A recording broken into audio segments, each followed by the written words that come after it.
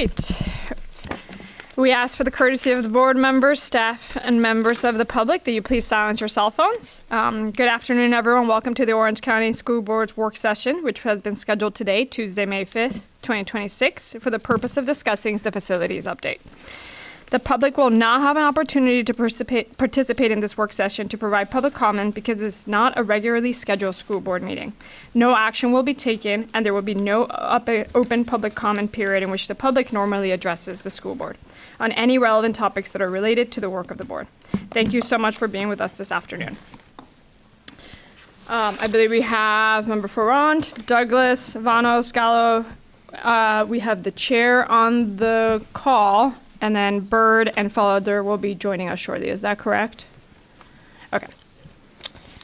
And then Chair Jacobs is on the phone. So as a reminder, the board members will not be engaging in any outside electronic or digital communication during the meeting, so we can focus on the matters immediately before us. To my fellow board members and district staff, when speaking, please make sure your microphone is on and speak directly into it so our YouTube and Orange TV viewers can hear you clearly. Especially those microphones up there, those tend to be extra sensitive, so make sure you are speaking close to them. We will now pause for a moment of silence, and I invite you to join us in the Pledge of Allegiance.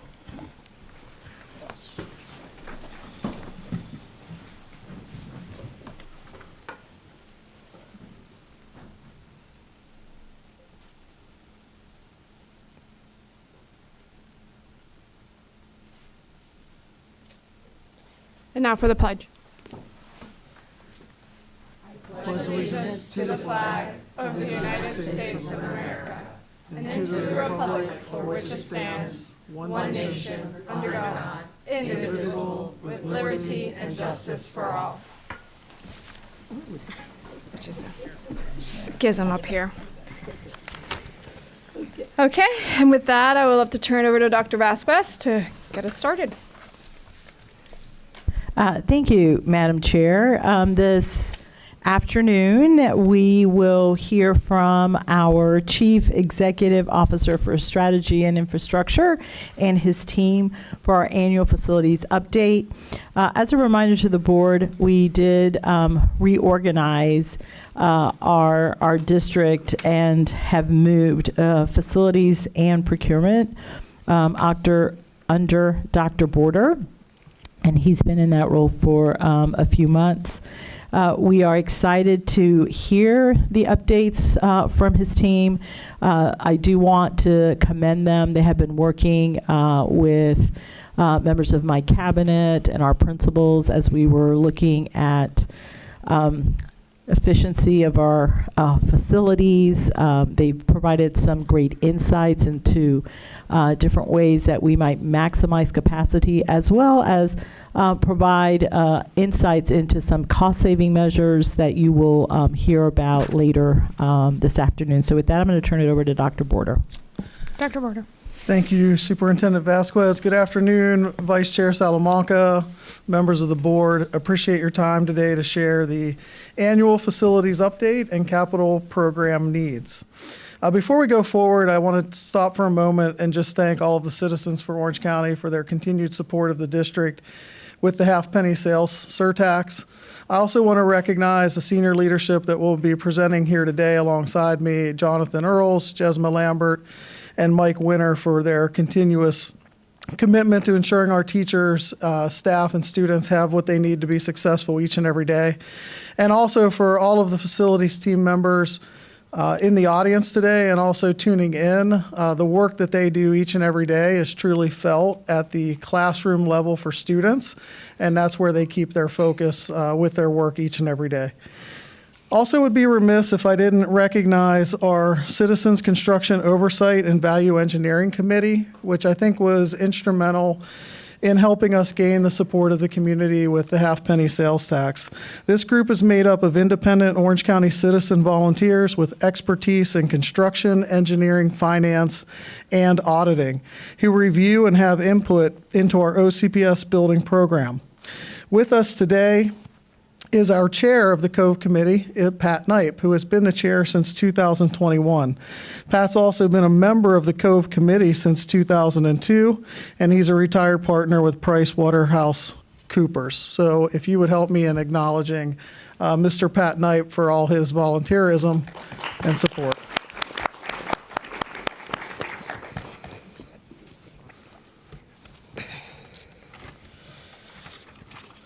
The key elements of our strategy are focused on capital construction, maintenance, operational elements. The list on the left describes our capital construction strategy, and on the right is our maintenance and operation strategy.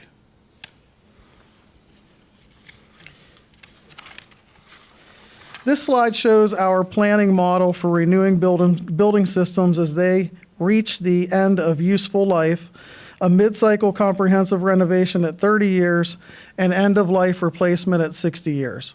Our typical buildings are constructed with structure concrete tilt walls that can easily last 60 years, and most of our building element renewal cycles are every 10 to 15 years.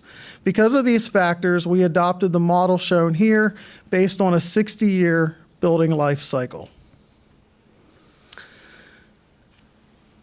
This slide summarizes the capital program elements discussed in our strategy. We provide additional needed capacity through new relief schools and capacity enhancement projects that provide additional permanent classroom additions at campuses with long-term needs and no alternative for relief. Comprehensive needs is a broad category that includes the remaining priority of the list of the 136 sites, the 20 schools that were too new or recently renovated at the time the list was created to warrant inclusion on the list, which are denoted here as the pre-sales tax list, the renovation and remodeling requirements of facilities that are being repurposed for other needs, additional comprehensive needs at schools where the previously completed project did not address all needs, and finally, the schools that were renovated or built in the early or mid-2000s that will reach 30 years of age during our planning period. Our program also accounts for system renewals that are accomplished via the capital renewal program and are required separate from a comprehensive renovation, the renovation needs of ancillary facilities, and the refresh of student technology devices and technology infrastructure. The capital needs for the 8th largest district in the nation are significant and growing. Again, we are fortunate to have that continued support of Orange County residents and visitors with a half-cent sales tax that has provided the ability for OCPS to accommodate areas of growth and modernize our facilities.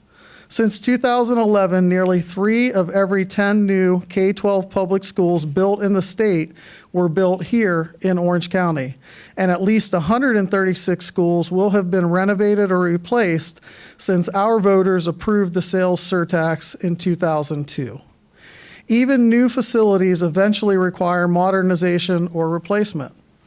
The need for additional schools combined with the maintenance and renovation requirements of our existing schools and additional support facilities comprising approximately 34 million square feet of building space are estimated to require approximately $5 billion over the next 10 years to provide and sustain the quality educational facilities needed to support the OCPS vision. Construction costs have increased significantly post-pandemic.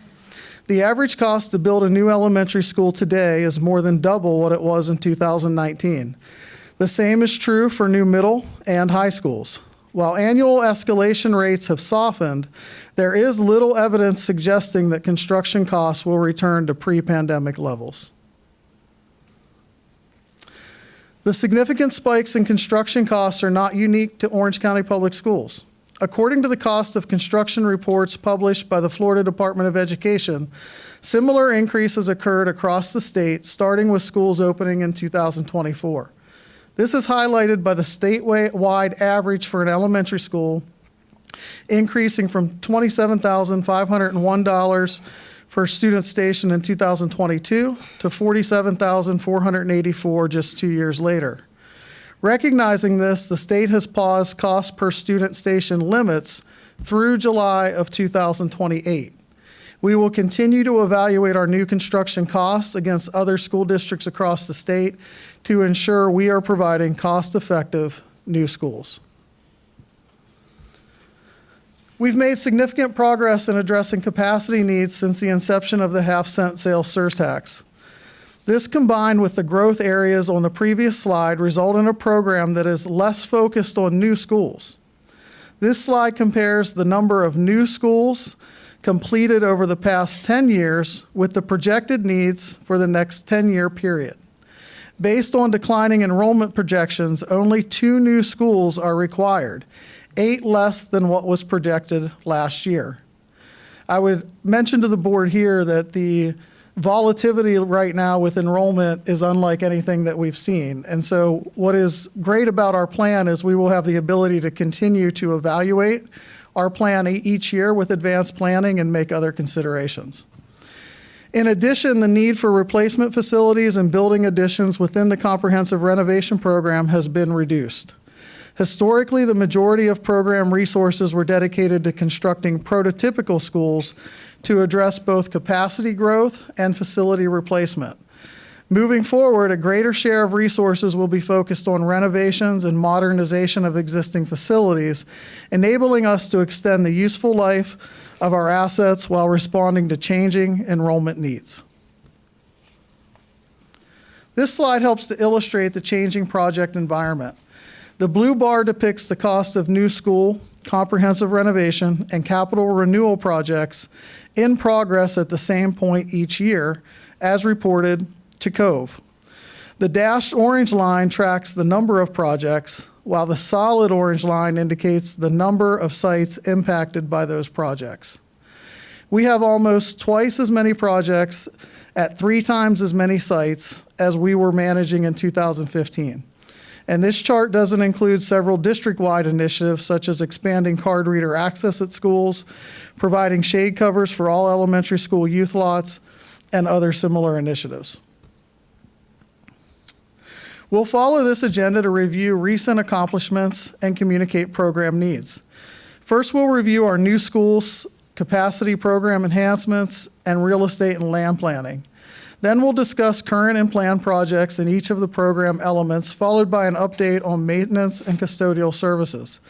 We'll stop after each one of those sections to answer questions. I'll now turn the presentation over to Facilities Director of Construction Planning, Jessma Lambert. Good afternoon.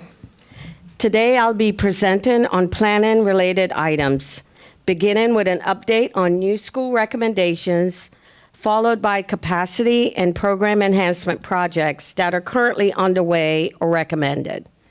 I'll also provide a brief update on portable classroom reduction efforts and impact fees. The focus is to show how these recommendations align with current enrollment trends, growth data, and our long-range facilities planning framework. Several new elementary relief schools have recently opened or will open for the 26-27 school year. To respond to evolving educational, sustainability, and safety and security requirements, the district developed updated school prototypes across all grade levels. The district's new elementary school prototype began with the opening of Atwater Bay Elementary in 2024, and this was followed by the opening of Luminary Elementary School in 2025 and 2 additional elementary relief schools, Innovation Elementary and Ovation Elementary, which are scheduled to open in August 2026. OCPS is projected to experience continued decline in enrollment. We are projecting a decrease of more than 10,000 students over the next 5 years. Even with this overall decline, some areas of our district continue to grow due to new residential construction. According to data from the U.S. Department of Housing and Urban Development, more than 13,000 residential building permits have been issued across all jurisdictions in Orange County in 2025. In January of 2026, there were building permits issued for 383 new residential units. We will know the full 2026 year of building permits by March 2024. This slide highlights where the growth is occurring in our residential GIS database. Each year, the Advanced Planning Committee evaluates district-wide capacity needs using enrollment trends, growth projections, and development activity to inform long-range planning. Over the past 7 months, the committee conducted a detailed and methodical review of enrollment projections, development data, and school capacity to ensure the 10-year capital improvement plan aligns with current conditions and anticipated future growth. The chart before you reflects updated recommended opening dates for schools currently included in the 10-year CIP. As shown, many of the currently recommended opening years identified in the FY26 CIP column have been shifted beyond the 10-year planning window into the on-deck category, with most relief schools now reflected with a to-be-determined opening date. Placement in the on-deck category means these relief sites remain part of the district's long-term planning horizon and will continue to be monitored as enrollment data is updated. They have not been removed from consideration. This shift reflects updated enrollment data and a reassessment of timing, not the removal of these schools from long-term planning consideration. At this time, only 2 relief schools are recommended to open within the next 10 years, both located in the Apopka area. Site 134 K87 to relieve 3 elementary schools and 1 middle school. Site 92 E7 to provide additional elementary relief in the same area. Each relief school is identified in the table by a unique site identification number, along with the currently adopted budget year opening date, the newly recommended FY27 opening year, site acquisition status, and schools anticipated to receive relief, with the school zone where the relief site is shown in bold. Adjustments resulting from this review are highlighted in red font. This bar graph shows a clear shift in the district's relief school planning for the next 10 years. Earlier projections anticipated up to 10 new relief schools, but updated enrollment and growth data reduced that to 2. Projects to the left are completed or on the way. Opening in 2025, 2 to open in 2026, with only 2 additional relief schools planned beyond that in 2031 and 2035. In addition to new relief schools, the district manages growth by enhancing capacity at existing schools through permanent classroom additions. Before reviewing our active projects, it's important to briefly explain how capacity enhancement candidates are identified. The Advanced Planning Committee evaluates schools where 10-year projected enrollment exceeds permanent capacity and where relief from a new relief school is not available. Capacity enhancement projects provide permanent classroom additions, such as the example shown here at Westridge Middle School, to eliminate long-term reliance on portable classrooms.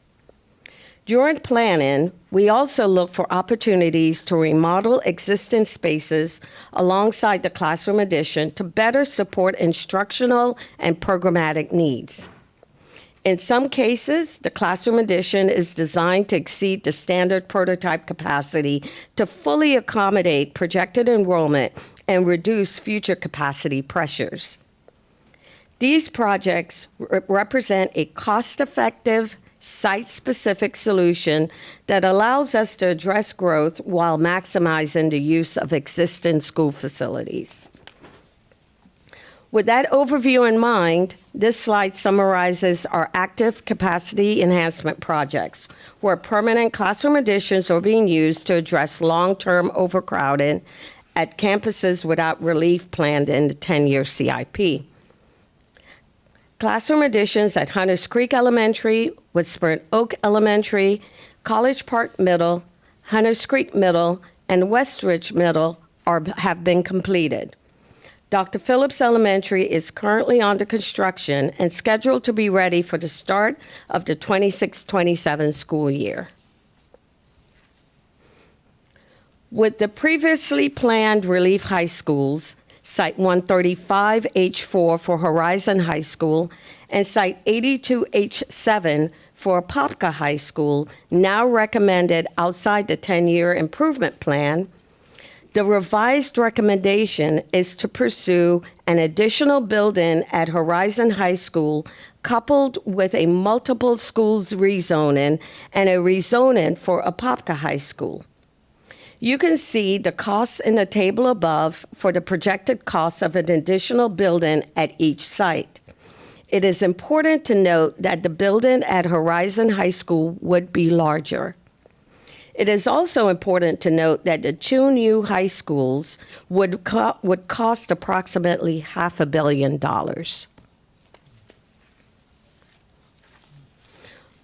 With enrollment flat or declining at many campuses, broad capacity expansion is no longer warranted.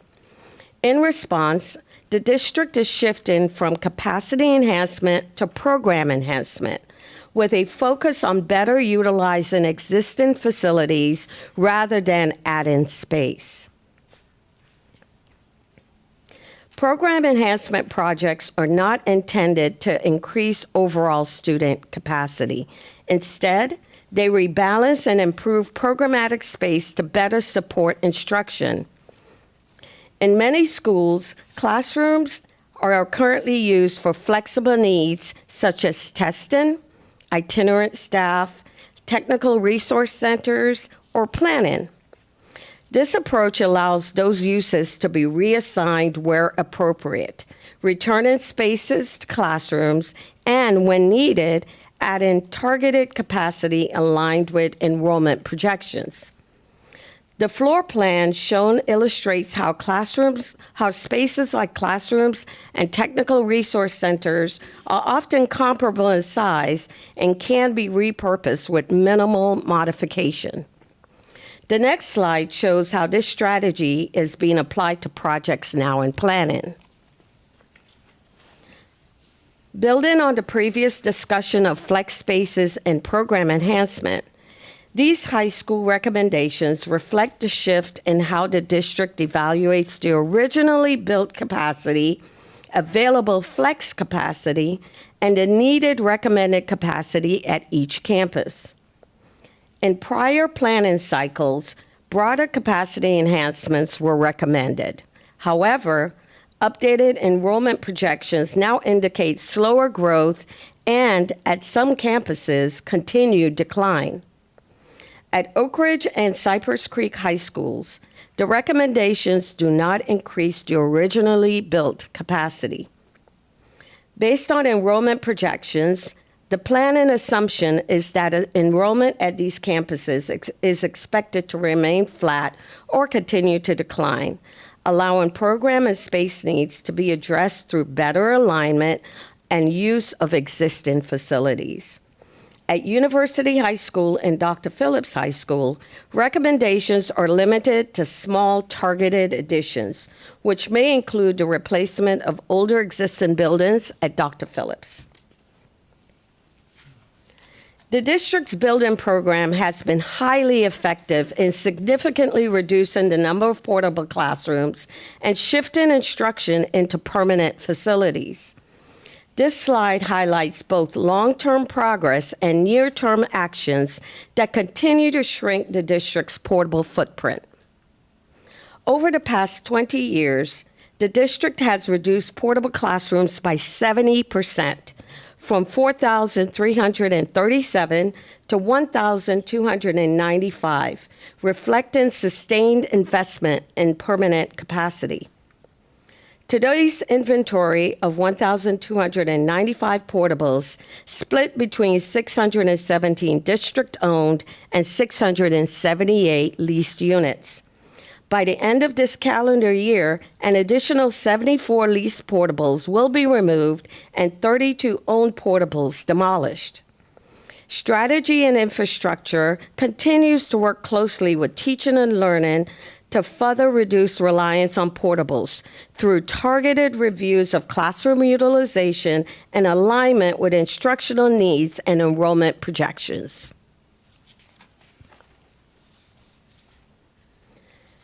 This chart shows the status of concurrency mitigation agreements, CMAs, with the district. CMAs offset the cost of additional student stations required when residential developments do not meet concurrency standards, with payments credited towards school impact fees. FY23 reflects the impact of the post-COVID housing boom. Since then, CMA activities has declined due to lower enrollment projections.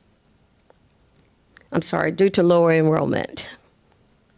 2019 legislation reduced the effectiveness of capacity enhancement agreements as a mitigation tool. The decline in CEA prepayments likely reflects projects advancing to development and fulfilling their obligations. While prepayments increased in FY25, this was driven entirely by two large projects, Boggy Creek Woods and Waterley Phase 5, both in Orange County. Overall, CEA revenues are expected to continue decreasing as remaining agreements are completed, eventually phasing out. The school impact fee update began last year. However, the advisory committee was not fully appointed until late fall, with its first meeting held in February. State legislation requires that each study be adopted within 1 year of commencement to ensure it reflects the most current data. School impact fees were last updated in 2021. This slide outlines the current study schedule. Facilities has been working with county staff on the issue of school impact fees for affordable housing developments. County ordinance allows for these waivers, and the county has developed a rubric to guide discussions. Under this rubric, most projects qualify for a 50% waiver. Few will receive the maximum of 75%. Now that the county has adopted an impact fee waiver rubric for application to future projects, we will be bringing options to the board at a later date. I'll pause here for any questions or comments on this section. Thank you so much. We have Member Gallo and Member Byrd. Thank you. Member Gallo. Thank you, Madam Chair.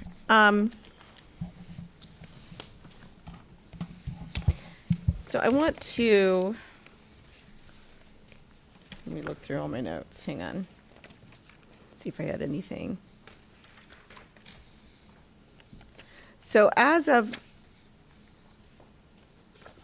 currently, we're projecting a decrease of 10,000 students over the next 5 years. That's correct.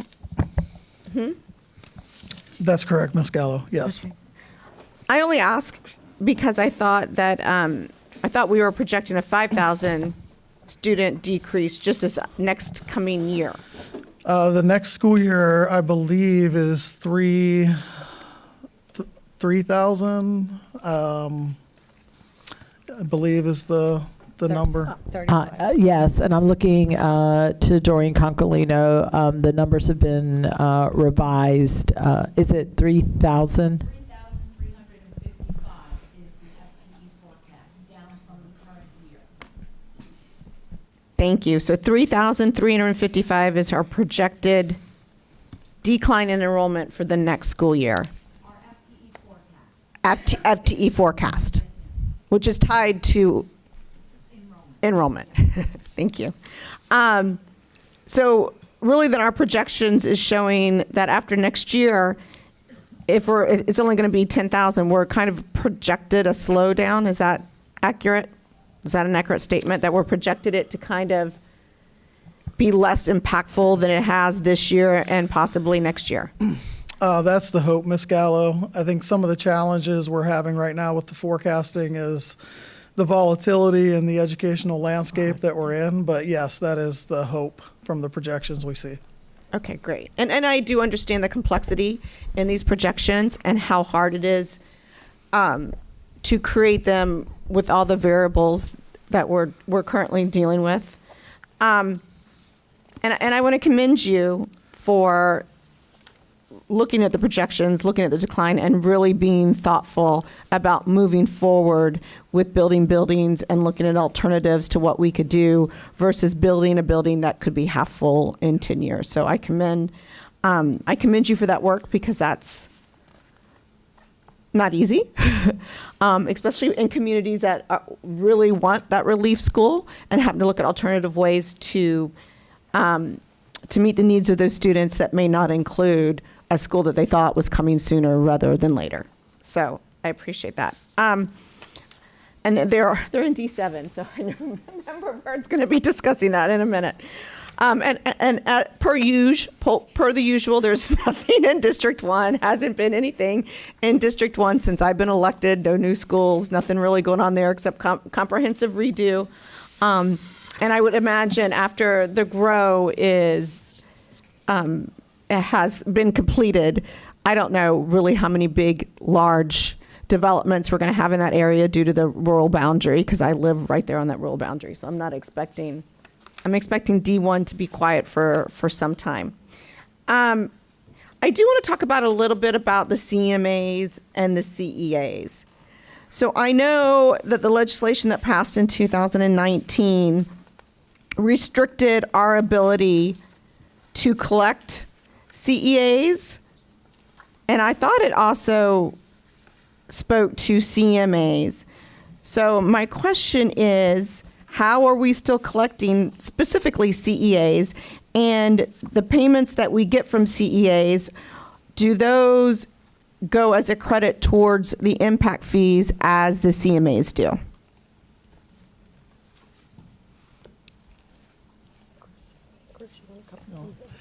Thanks, Ms. Galler, for that question. We're going to have Chris Mills come up from Real Estate and Planning to help answer that. Chris, thanks. Of course. Hello, is this on? It's on. Yes. So Christopher Mills, Real Estate and Land Planning. I can't speak directly to contract law, but as I understand it, those CEAs are viable existing contracts. And then as such, the monies, spelled out and in the agreements are still we're still collecting those. They are not credited towards impact fees. Okay. That was the idea was that would bridge the gap between the impact fees and our actual costs. But they are in addition to our impact fees. Okay, and they're gone, right? Unless we had an existing contract prior to 2019, we're no longer authorized to collect CEAs. Is that accurate? We do collect CEA We still money. collect CEAs. We are not, because like I said, those are existing contracts. But I'm saying if there's a new contract. No, there are no new CEAs. Right, There are no, so any development that we're collecting CEAs on presently would have had to have been done prior to 2019. The Absolutely, contract would correct. have been done prior to. Yes, ma'am. That's what I thought. I've had this conversation with the superintendent and with Mr. Palmerini, and it really, I'm talking strictly about District 1 because there is no new growth and the new growth, real growth, other than the grow, and the grow is going to take so long to really build out. And with our current capacity that we have in District 1, I have seats at every single one of my schools, even the schools that we place students in still have room. And so I know that I really want us to look at the CEAs and where possible, give that money back if we've already collected it, or not collect that money at all, only because if we don't need the money, if we're not using it to increase student stations, I feel it's disingenuous to take money that isn't going towards the purpose. And I think it kind of erodes trust in us in the community to collect even impact fees, if it's not going to generate student stations in the area that it's for. And I get that we use them across the county. I just feel like as a homeowner, and somebody who is very fiscally conservative, I just feel like that we need to be cautious moving forward as we're continuing to look at schools, close schools, looking at the capacity that we currently have, and moving forward when we look at CEAs and we look at impact fees, if it's not going to directly and proportionately generate the student stations that are in the area that the houses are built in, I really want us to look thoughtfully and strategically at that and really be good stewards of those money and really be good partners with the developers, because, and I've said this before, housing is not affordable. It costs like $50,000 before they even open up the door of a home due to all the fees. And I understand that us waiving the impact fees, if we don't need it for student stations, there's no guarantee that the developer will lower their cost. I understand that.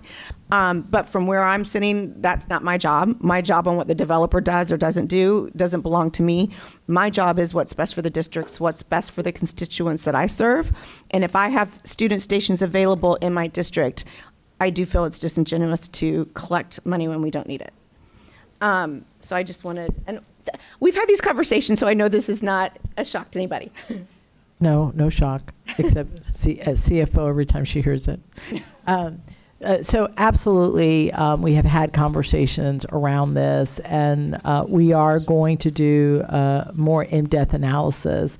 And initially, my thoughts are, and I'll use the GROW as an example, that if we were looking to return any type of money, we would first want to see what that rezoning is. So let's say we would rezone the Grove to Columbia where there are seats, and then have that approval before moving forward, because it may be that the decision of the board would be, well, families are not wanting to be rezoned, and so then we will need to add additional seats. And so that's where we are right now, conversation-wise, is how can we do it in a strategic manner, because there are areas that are growing. Horizons West is one that comes to mind, where we will need to add seats. But we do have situations across the district. Apopka is another area where there is growth, but there are seats available. And so we'll continue to have that conversation, but that is where we thought would be in the best interest of all the stakeholders, is if we are going to return dollars, that they're done after the rezoning has been approved. Thank you, Dr. Vasquez, and I appreciate that. Hasn't the rezoning already been done for, I mean, the GROW's already been rezoned, those rezonings were Correct, approved but by we're the board. talking about that, so we would probably come back and revisit the rezoning for that area, because that's where the growth is. So we would come back, if the recommendation is that we would give back the money. Currently, if there aren't seats to where the students are zoned, then we would come back to the board to say, this is our proposal for the rezoning in lieu of accepting, or we plan to return the dollars. Okay, thank you. I appreciate that. Returning the CEAs does not preclude us from collecting the impact fees at the CO. So I guess I can tell you between now and when we collect impact fees for the CO, I don't foresee us having the need to rezone Eastlake or Columbia. So I guess I'm just a little, help me understand why because now I'm thinking we'll be holding on to that money for a long time. So help me understand why we would hold on to the money when we clearly have room in both schools right now. The GROW is going to take 10 years minimum to really build out in its entire capacity. So are we saying we're going to hold on to this CE, to those for 10 years? No, that's not what I'm saying. I'm saying that part of the conversation is around the capacity, and if where the subdivision currently is and what its projected growth is, we are not going to build, we need to have a plan as to where those students are going to go. And so for us to not be in a position where, well, the subdivision is at capacity, we don't have the room, and now we're going to have to rezone. We want to be able to have a plan, not that we would have given back the dollars and then be in a position where we don't have the dollars to use to build onto the school. So there's no final decision, just letting you know that we are thinking about it, but that it's not as easy as us saying we're going to give the money back. We want to make sure that we have looked at every impact it could have before we come back to the board to say this is what we're going to use in evaluating CEAs that have been received and further impact fees. Thank you. A question about the CEAs. Do they have to be used in the district? Do they have to generate student stations in the district that they're collected? So Right. if we're collecting CEAs from the GROW, do they have to be used in District 1 or that surrounding area? The schools are identified in the agreement. The schools or the district, correct. So CEAs can only be used within the area that they are collected. Right. Typically, it'll say, it'll mention the schools that need capacity, and then the mitigation will go towards those schools or relief for those schools. So no, you can't collect money on the east side and use it on the west side, if that's what you're asking. Yeah, that was what I'm asking. Yes. So thank you. And so I understand that we need to be thoughtful in our approach. But we've already collected the CEAs from the GROW. And I still have room at East Lake, even with the students from Bonneville going over there. There's plenty of room at Columbia. There's room at Castle Creek. There's room at Camelot. I could go on and on about the spaces that I have available within District 1. And so I don't think we're going to need that money for student stations. And so I'm going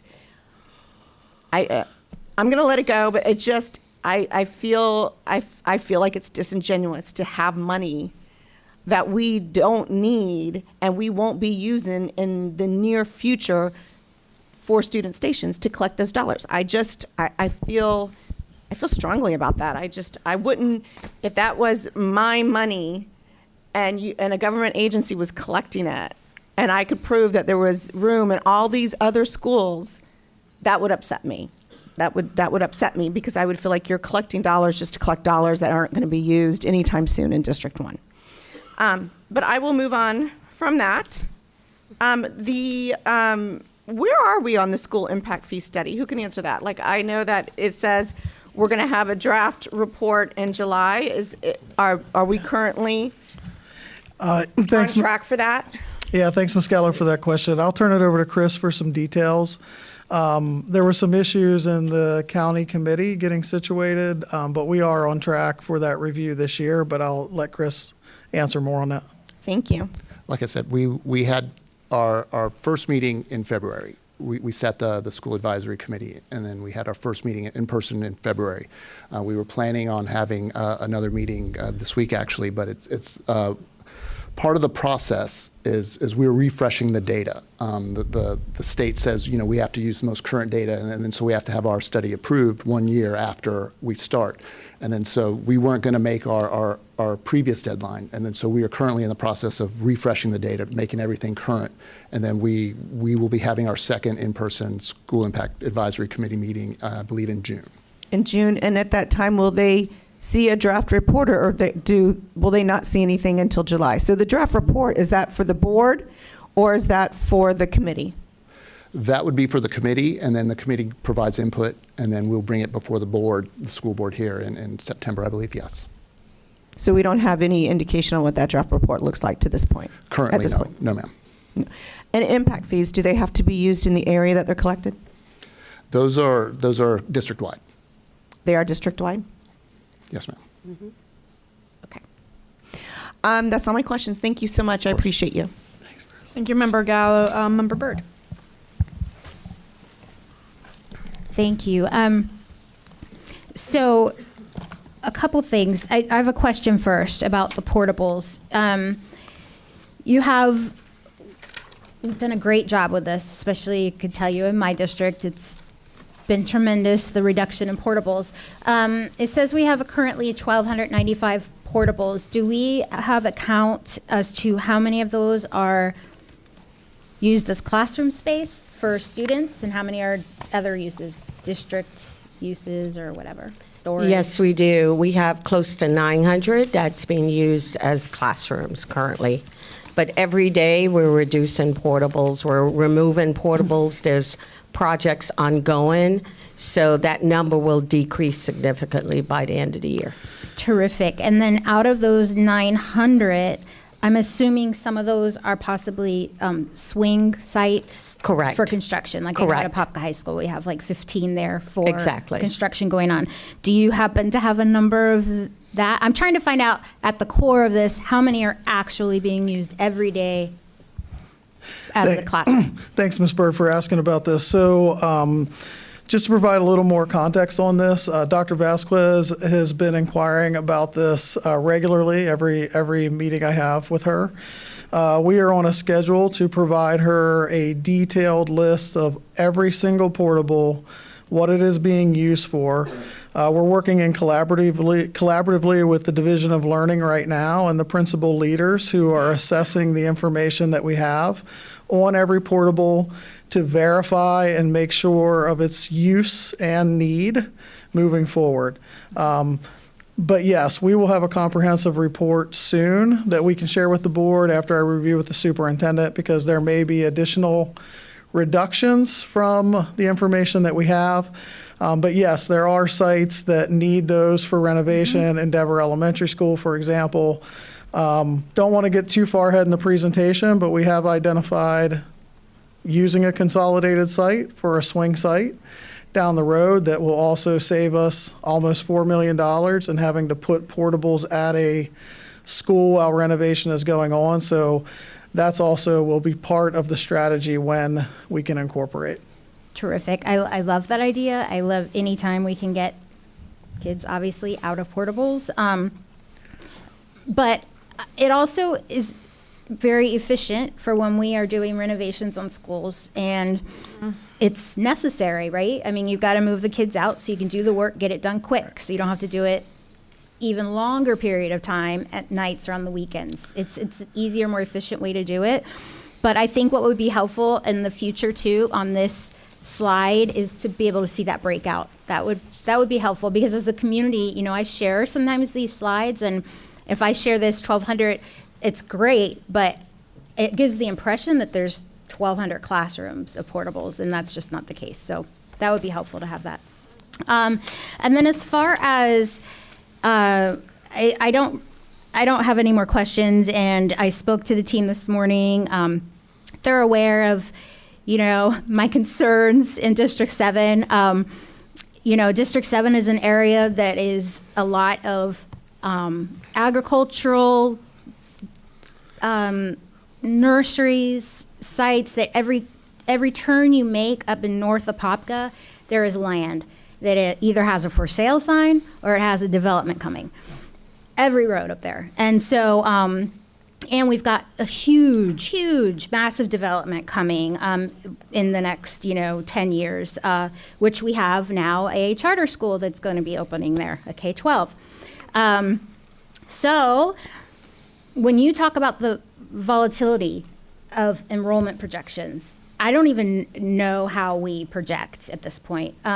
There's just no way to project. There's no way to plan for the future anymore, because every year we're seeing something different. And actually, it's within a year we're seeing changes to our enrollment, to what parents are choosing, to, there's no way to look at all that planning, all that development, all those homes that are being built, and assume that it's going to produce this many students like we used to, right? You guys know that now. And it's obvious because in our conversation today about Apopka High School has not seen any growth for the past, what'd you tell me, Tommy, 5 years? 6 years? 6 years.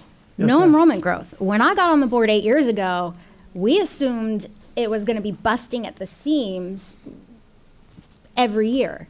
And my community is shocked when I tell them, no, actually, we don't know what's happening, where these kids are going. We know developments are being built, but they're not showing up at Apopka High School. So how are we supposed to, as a district, be able to plan, and how am I supposed to tell my district when we can build this relief high school? So I understand this presentation this morning very clearly from your point of view. There's no way to plan for that. What I would say, and we talked about this a little bit, is that we have to communicate very clearly with families, and I think this is the perfect time because everyone has seen everything going on with schools, and that families are choosing different ways to educate their kids, and they have that right, and that's the environment we're in now. So we have to share with them where that leaves us. That leaves us in my town, in Apopka, with one high school that is still 700 students under capacity, has room for 700 more students, and one high school over here that is a few hundred over capacity. And for years, I've been avoiding this question with my community about what do we do about that, right? And it was always, well, we're going to get those students, and we're going to fill up that high school that has those seats, and we're going to fill up Apopka, and it's going to be over capacity, and then we're going to build that relief high school. Well, it's not like that anymore. So now we are limited with what we can do, and we've got to answer that question to the community. Well, what do you think we should do? And any reasonable person will say, well, you've got to move some of those kids into that space. And I think that now is the time that, we can't justify going and building a $250 million high school when there's all those empty seats at another high school. And those are tough conversations, I understand, but all of these are tough conversations. So I think we just have to be open and honest, and I think the more open and honest we are, the better. And I love that the presentation today is doing that. I don't have a problem going to my community with that. I would also still like us to you talked about the very beginning, I was listening on the way in, about the half-penny sales tax and thanking the community, but I think what we have to do is also show them that we're thinking differently about things. We don't need to build, and I told you this today when we talked, we don't need to build a $250 million high school maybe.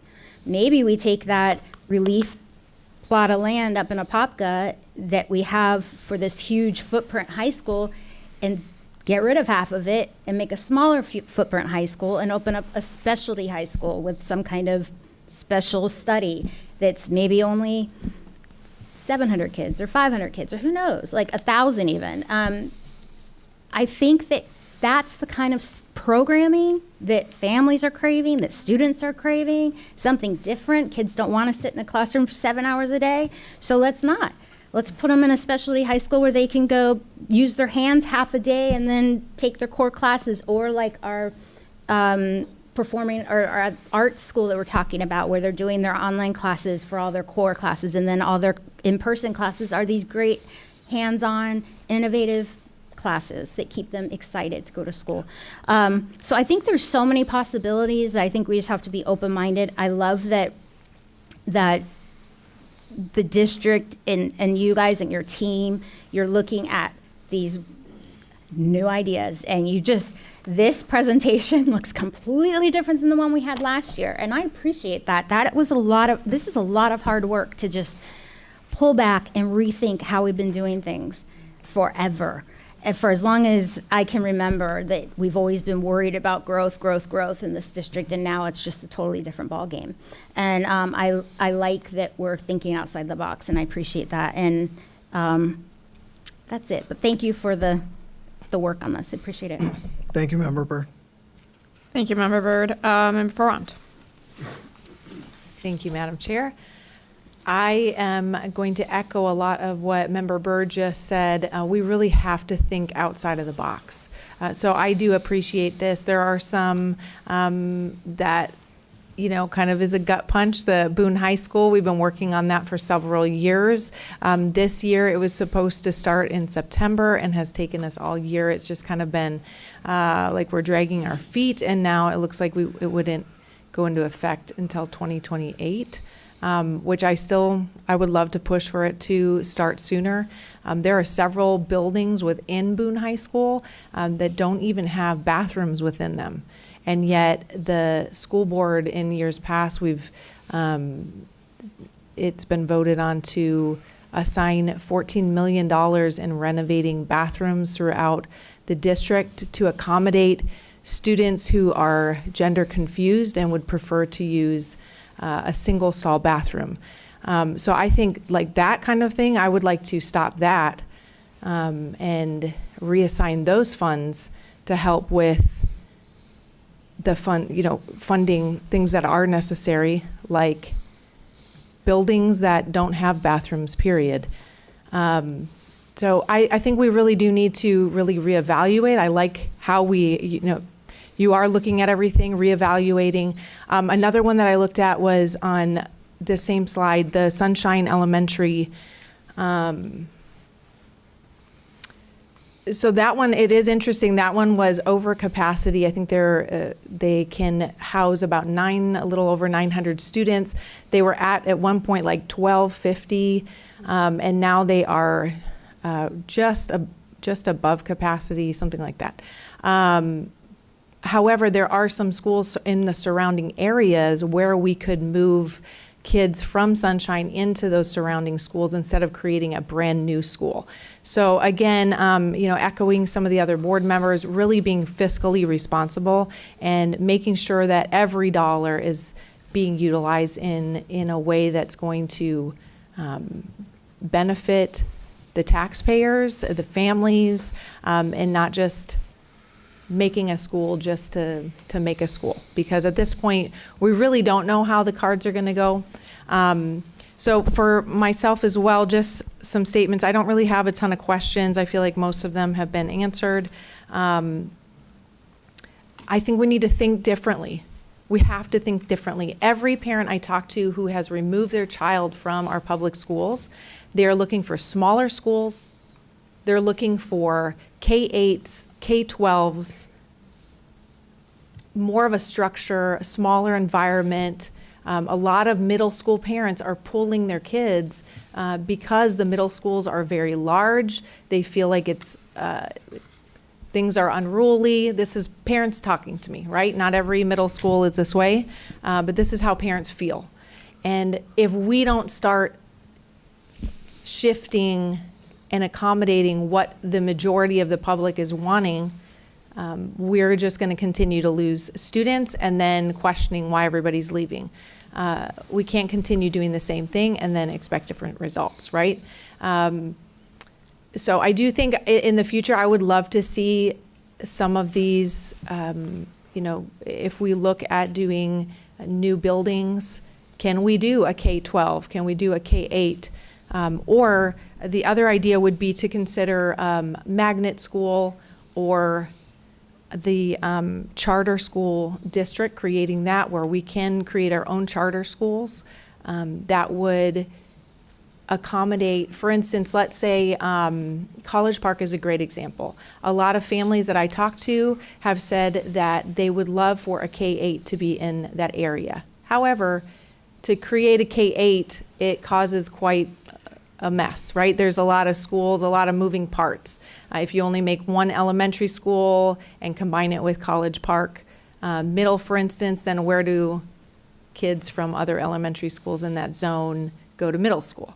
So there's a lot of moving parts, but if we could create a magnet school where parents in that area would like to send their child to a K-8 without it having to be within a certain zone, but it's more of a magnet program, I think we could get parents to come on board and come back with us.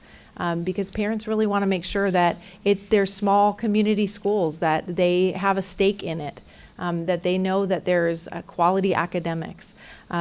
So for me, just being fiscally responsible, I do want to make sure that, anything that we have decided to do before, including those bathrooms, that we make sure that those types of funds are put into good use to really help with the dynamics right now that is happening, not just in Orlando, not just in Orange County, all over Florida, and really across the nation with education as parents start to make choices for their kids.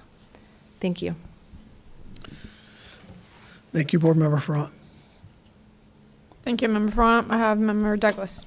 Thank you for a great presentation again. I mean, it's very clear, and I appreciate that.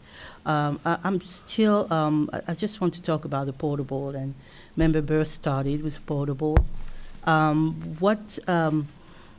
What do we do with the removed portables? And I know I probably asked that question before, but where do they end up? And money-wise, if we get rid of these portables, how much revenue do we get back?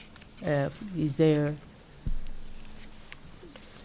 I any do way to have get some- some revenue from this? Yes, I have some history of portable lease costs and reduction over the years. I looked recently at the last 5 years or so. We have reduced our lease costs by 18% since 2022. So when we remove portables, if they're leased, they go back to the vendor. And as I spoke of earlier, the OCPS-owned portables that have reached their useful life, we're now beginning a program to demolish them, to get rid of them. We've used them, they've reached their useful life. The state allows us to remove portables beyond 20 years, and some of these portables have been there long beyond that lifespan. So yes, since 2022, we've reduced our lease costs by 18%. And we've recently had a rate increase on some of the newer portables that we're installing. So we're trying to be very cognizant and intentional as to where we put portables. We want to make sure the need is there.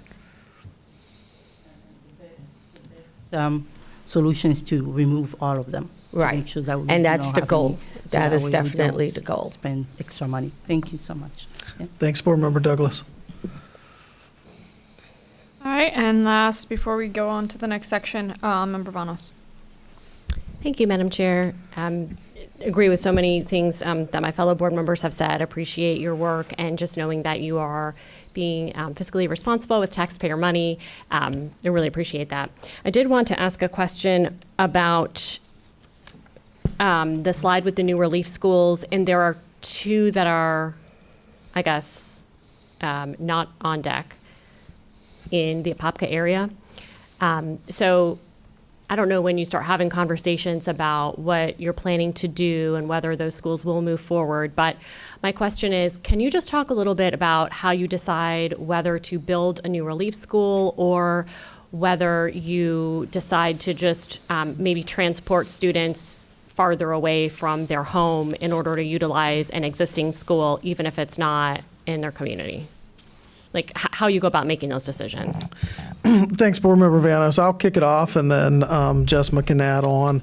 But we have an advanced planning committee that meets throughout the year to look at a lot of information led with student enrollment data. We have an incredible demographer who provides information on what the projections are.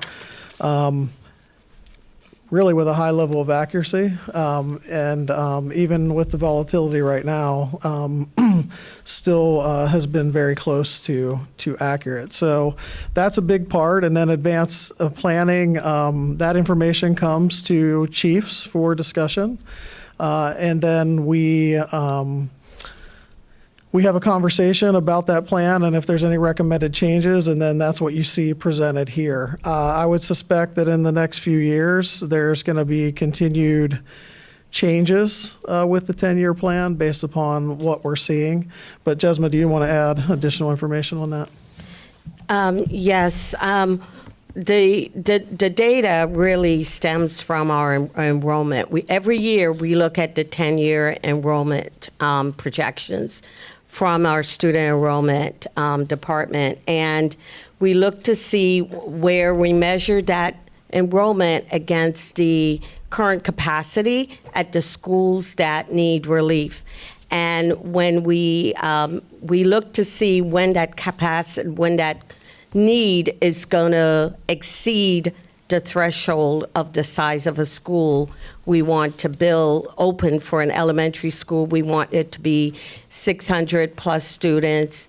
The financial threshold that we have to use, we use that threshold to make sure there are enough students available at the schools that need relief before we project a time in to open. One thing with our plan, we annually review the plan. There's a school site 48M4 that's listed as priority number 9. That relief school, we've had an eye on that relief school for years. It has been in the plan, but the good thing about the plan and having to look at it, we can move it up or down depending on where we are with enrollment and the need at the schools that are going to be relieved. So again, we look at the data every year. We make adjustments as needed, and we keep in mind what's fiscally responsible. How many kids do we need before we open a relief school? We don't want there to be a need for 400 kids. It has to grow. So one of the other things we've looked at this year is looking at what's the portable threshold at the schools that will need relief. How many portables can they sustain before they're out of space? So we look at a lot of data before coming with a final decision.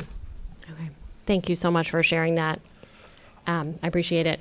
And then I just wanted to also speak to Member Ferrant's comment about the single-use bathrooms. And, I understand, and I agree with her that we need to be responsible with our taxpayer money, but also just want to point out that, there's all kinds of students who might need to use a single-use bathroom. Maybe a student from the LGBTQ plus community, maybe a student who doesn't want to deal with vaping in the bathroom. And I know we're working hard to crack down on that, but it still happens. It might be a student who needs privacy for another reason.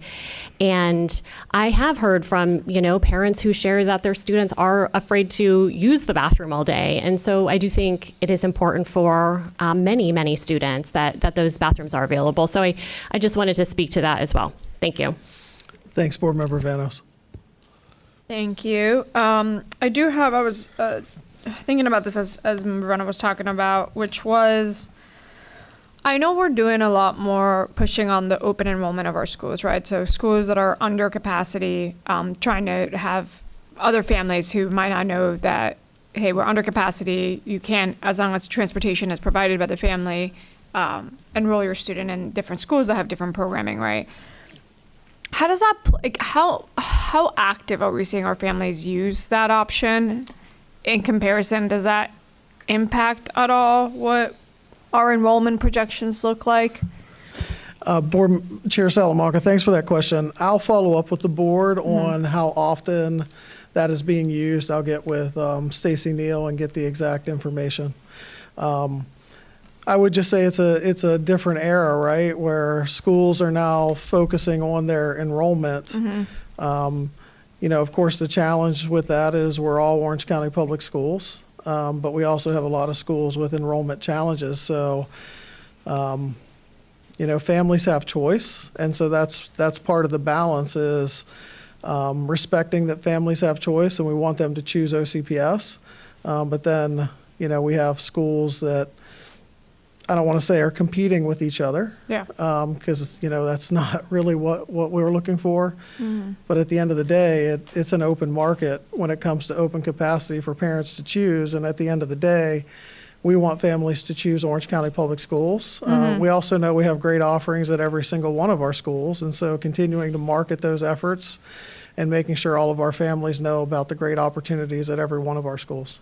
Got it. Yeah, I think it's an important conversation for us to have. I think this board has said consistently we want our under-enrolled schools to be outspoken about open enrollment and the opportunity for parents across the district to have choice to go to a variety of schools in our district. I know, for example, in some of the schools that in my district that were consolidated, some parents were going to schools because of their gifted program for their K through 5 student, or because they had a particular type of interest or teacher that aligned with that. And if these schools have open enrollment, the parents can go there, and many of them already provide transportation, so it's not a huge difference. But I did notice a lot of parents, especially as we were having the consolidation conversations, didn't know that this was an option. It's like, we're consolidating this school, here's the school that you're now zoned for. And it was through a lot of these conversations that many of them were like, oh, I didn't know I didn't have to go to that school that I was zoned for. I could actually, as long as I provide transportation and find it, could go to any of these other great open enrollment schools. So maybe we have some internal conflict as well. Obviously, we don't want our schools competing against each other, and it's a hard thing to balance. But I think our parents, I don't know that they are as aware of how much choice they do have, especially as some of these things start to happen, which is consolidation or just different programs. Because our parents do appreciate choice. I just don't know that they know that they can have that type of choice.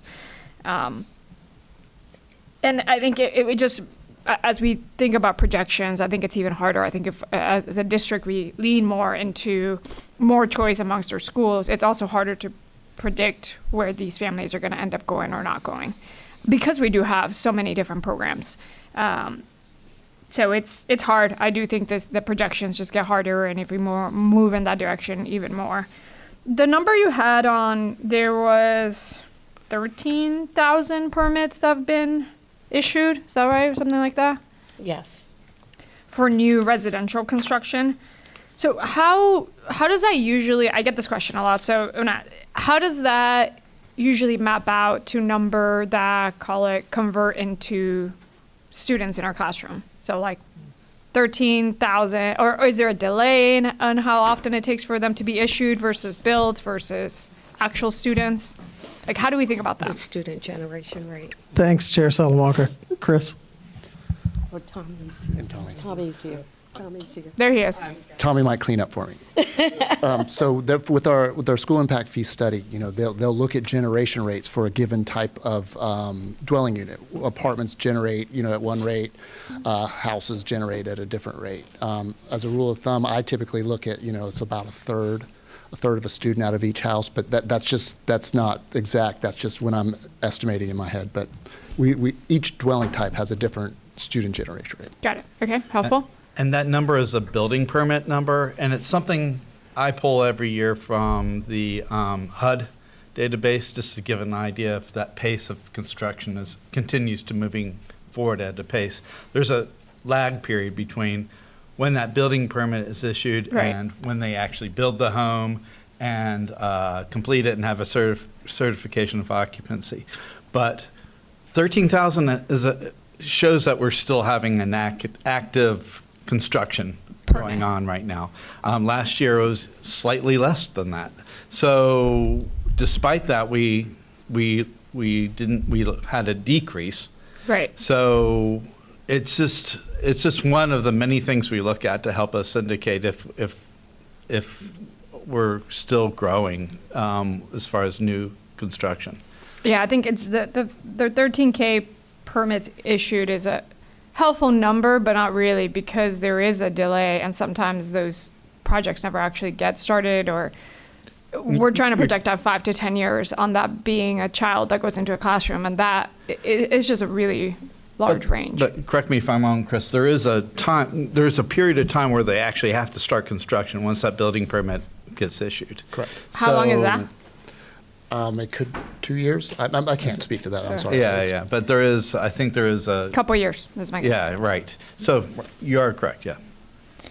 Got it. And then the other thing, and I know this came up, which was more, I obviously hear from our parents as well. They like smaller schools. They want more specialization. They want more career focused opportunities. And then also looking at our budget, so much of our financial math breaks when we go too small, because we just need the number, right? For how much it costs for us to run a school, there's only so small Orange County can go.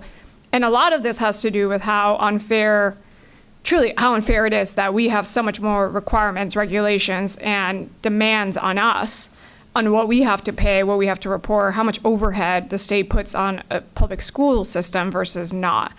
And so I think that's one thing that I think makes it really hard. I try to explain to parents as well that, of course, we would want a neighborhood school that's 30 kids with 1 or 2 teachers and all of that. It just, the math, the financial math of that absolutely doesn't work, because there's a minimum, call it break-even amount of how much it costs for us to run a school, because we still need certain administrators, certain folks for ESE, certain folks on safety. I mean, it is just, call it the fixed cost of overhead of running any school or public school system like us. Is so much higher than, call it, the fixed cost or flexibility that it would be for a charter school or someone net new to do this. So I am also been very intrigued by the idea, what does it look like for Orange County to be able to have more flexibility with us having our own charter opportunities within the district? Because I don't know how else we meet parents and families where they want to be met as a school, as a public school system, if we don't start thinking creatively about how do we get that math to work. Otherwise, if we don't have the math working, we can offer so many schools that are smaller and specialized, but that means we are running shorter on funds, and that means that comes at the cost of something. It's the same pool of money. And so that's kind of the trade-off that we have to make as a board when we think about the budget, and I try to explain that to families, because it's a difficult one, obviously one that the superintendent knows very well, but we know what families want, and we just can't meet them unless we get really creative. And so I do get excited about some of the conversations we've been having. Dr. Border, you've been thinking about this a lot as well, and I think I'm eager to continue those. I think that's going to be great. Thanks, Chair Salamanca, and I'll talk a little bit later on that in the presentation when we talk about space optimization. All right, on to you for the next part. Next, we have Mike Winter. Good afternoon, Board. I'll be providing an update on comprehensive renovations, capital renewal, and district-wide capital program initiatives. A significant portion of our capital program involves the upgrade of older facilities to meet current codes, design guidelines, and educational program requirements. These comprehensive needs may be addressed by either renovation or replacement of existing facilities. A custodial analysis prescribed by the Florida Department of Education is used to determine when replacement is more economical than renovation and remodeling. Comprehensive needs projects can include either full or partial replacement of a campus. When replacement is warranted, we use a current prototype for the replacement when feasible. Pinar Elementary, depicted here, provides an example of a comprehensive renovation where a portion of the campus was replaced with an existing prototype, while other buildings not meeting the criteria for replacement were renovated. When enrollment projections exceed the existing permanent capacity and real estate and land entitlements allow, permanent capacity may be added as part of a comprehensive needs project. During a comprehensive renovation, all systems with less than 5 years remaining useful life are considered for renovation or replacement. Comprehensive renovations also include a refresh of furniture and equipment. Active comprehensive needs projects include the last of the 136 list of projects. At the start of this school year, Orange Technical College East Campus opened, leaving only one remaining school from the original list of 136 projects, which is Orange Technical College South Campus replacement. This school is currently in design with construction commencement anticipated in 2027 and completion scheduled in 2029.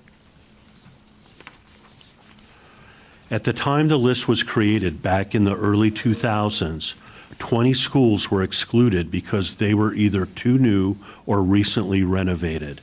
Now, as we near the conclusion of the original list, these 20 schools have significant capital needs that have been prioritized through comprehensive renovation projects. The project status of 10 of the 20 schools is shown on this slide. All 10 are in construction with completion projected in 2026 and 2027. As a reminder, these projects commence planning, design, and in some cases, construction before the recent extension of the sales tax program. During design, the project scopes were focused on addressing critical needs and expired systems due to potential funding constraints if the sales tax program was not renewed. The remaining 10 schools in this group are shown on this slide. Of the 10 projects, 2 are in construction and 6 are in design, with construction completion dates projected in 2027, 2028, and 2029. One project is in planning, nearing design commencement, with completion projected in 2031. Lastly, one project, Oakshire Elementary School, has completed design but is currently on hold due to declining enrollment projections. As these projects are being designed after the extension of the sales tax program, the scope will not only address critical needs and system replacements, but will address programmatic deficiencies when compared to prototypical standards. The next round of comprehensive renovations has commenced for campuses nearing the midway mark of our 60-year building life cycle model. This slide represents the first of the next round of renovations, including 7 schools that received limited renovations early in the sales tax program, 2 choice magnet school projects repurposing the former Cherokee School into a digital school of arts and entertainment, and a full replacement of Orlando Gifted Academy. Also included is a replacement facility for the STEAM Academy, ESE Transition, Hospital Homebound, and Adaptive PE programs, which was in design. However, in coordination with space optimization opportunities around the district, a new location will be determined in the very near future. The design and construction schedule for this project will be revised accordingly. Also included is consolidation of transportation and maintenance operational facilities on the Hanging Moss bus compound site. Of the 11 projects, 5 are in design, and the other 6 are projected to start design later this year. Construction is projected to be complete in 2028 and 2029.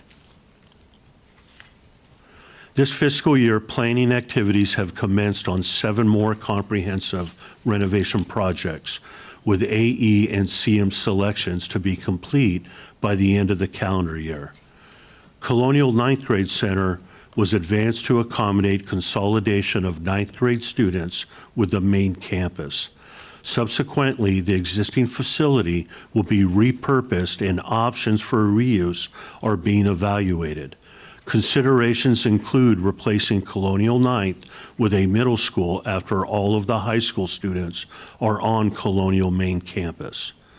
Additionally, a project has commenced to support the conversion of Orange Center Elementary School to a K-8 school in coordination with the Lift Orlando charter school conversion. As new or newly renovated facilities won't stay new forever, the board has established and funded a capital renewal program to ensure the availability of funds to maintain the safe and efficient operation of the new, replacement, and renovated facilities. The program relies on a special renewal fund that is funded at an annual rate of 2.4% of cumulative capital expenditures. Funds for the program are derived exclusively from sales tax, and continuation of the program is dependent upon future renewals of the sales tax program. Unlike comprehensive renovations, which holistically address building and program requirements, the capital renewal program is limited to the renovation and replacement of individual building systems and equipment costing $50,000 or more, similar to the heating, ventilation, and air conditioning, also known as HVAC system replacement, depicted on this slide. The primary tool that we use to identify capital renewal requirements is a comprehensive facilities condition assessment. Now, I'd like to quickly review some typical capital renewal projects. Shown here is a multi-system renovation of a middle school gymnasium.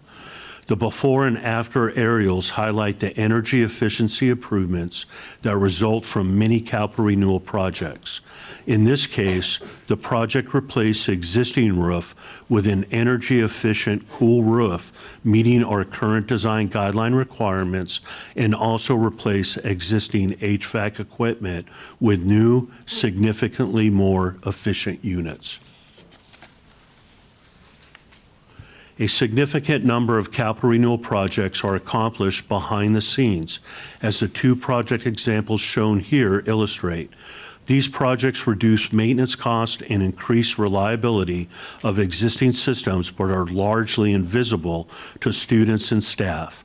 Additional benefits of the two projects shown here include the additional safety features associated with voice evacuation required with new fire alarm systems, and better student and staff comfort and energy savings that are realized through the upgrade of building HVAC system controls. This slide represents 4 examples of previous low-priority elements of capital renewal systems that we are now including as part of the capital renewal program. This affords us the ability to address deficiencies like auditorium refresh needs, playground replacements, carpet exceeding 15 years of age, and painting on a refresh cycle, except for campuses with upcoming comprehensive renovations.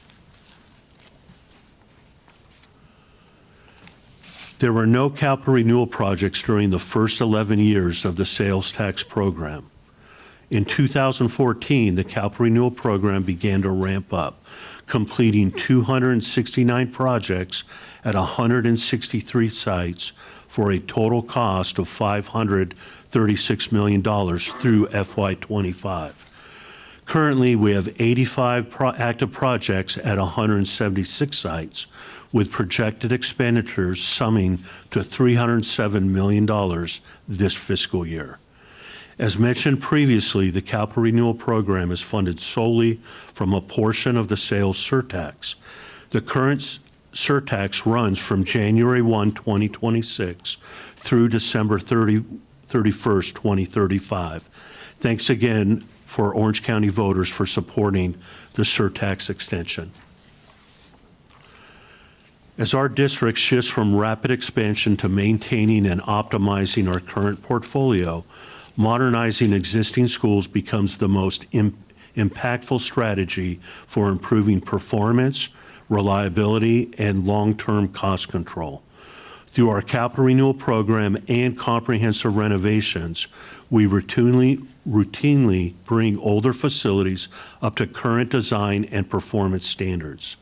These upgrades are not only cosmetic, they focus on building systems that have the largest influence on operational cost, comfort, and longevity. Key areas of focus include HVAC renovations, LED lighting conversions, roof replacements, and full building renovations or replacements where existing structures can no longer be efficiently upgraded.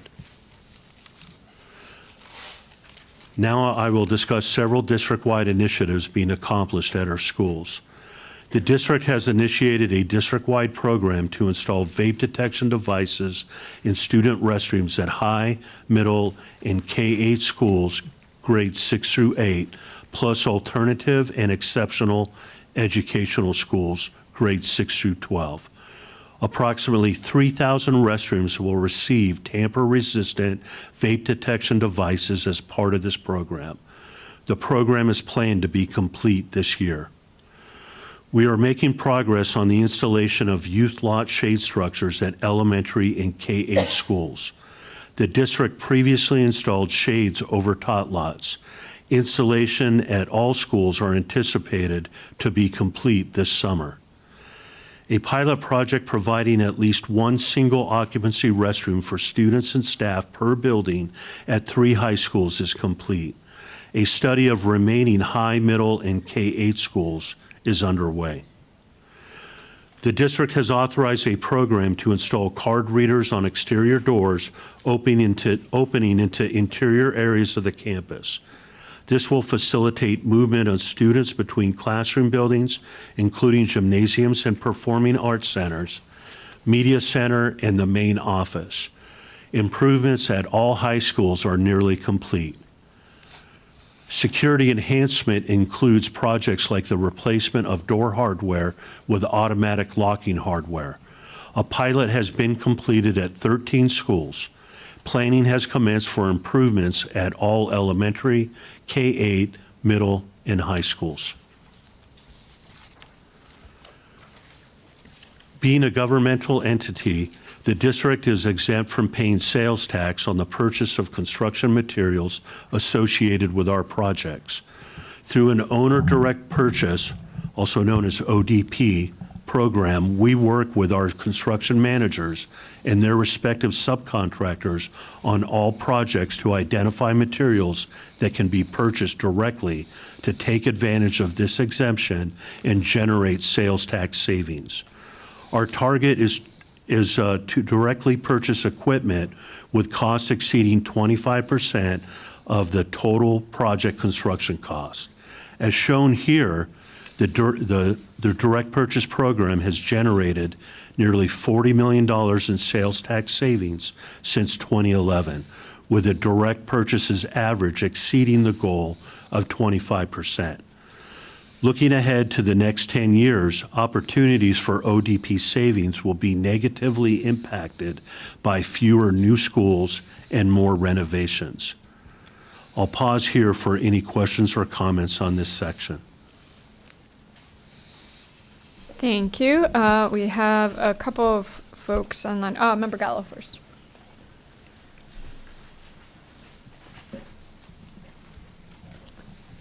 Thank you. Thank you, Madam Chair. First, I want to say how beautiful the Orange Technical College is on the East Campus, because that is the one new building that I've gotten in District 1. And it is absolutely an amazing a building that sits adjacent to University High School. It's phenomenal. So thank you for that. I want to turn to page 29. Timber Creek High School, and maybe I'm just confused, but the construction start date says November 26th. I thought we were starting it this summer. I thought we were doing the elevator and we were trying to get into the PAC or the gymnasium this summer to do the renovations.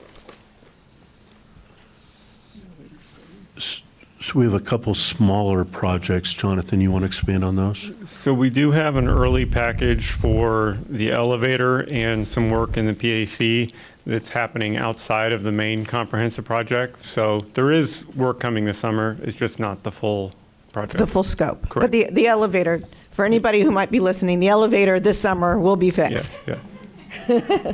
All right. I wanted that on record. That'll make so many people happy. And then on page 32, I want to commend you for this presentation. You guys always do a great job in discussing what's going on, because I don't think the general public has any idea how many projects we are working on at any one given time, whether that's new construction or the comprehensive renovations or just replacing an HVAC. And we've seen firsthand, I have in my district, this year, and it's not unique to this year, I think it's every year around this time when we have to crank up those ACs because it gets hot, you see our older buildings, the ones that are in the middle of being renovated, their chillers and whatnot start to fail. And so I just want to highlight how important it is. It's not as fancy, right? It's not as fancy as a new build. It's not as fancy as opening up like a new school. But the money that we spend on these comprehensive renovations absolutely positively matter, not just within the efficiency of the building, but ensuring that our air is working. You mentioned like fire alarms, security, all the things that keep our kids safe and our staff safe on a daily basis is just as important as a new build, even though that's a lot fancier. So I just wanted to throw that out there, that I'm so glad that you highlighted that, because I think moving forward with the half-penny sales tax, since enrollment is declining and we may not be opening as many schools as we have in the past, the money is still vastly needed to continue to have great brick and mortar schools here in Orange County. And really the only, other than impact fees, which I'm not talking about again, the only way that we receive money is through the millage for capital and through the sales tax. We receive no other dollars from Tallahassee for any type of capital improvement. And so it's important that our school, you can see the pride within the schools when they're renovated just by the students and the staff. And it's not always fancy. It always doesn't look good. When I walked into Corner Lake, I don't know what I was expecting after their comprehensive renovation, but I was like looking around going, what did we do?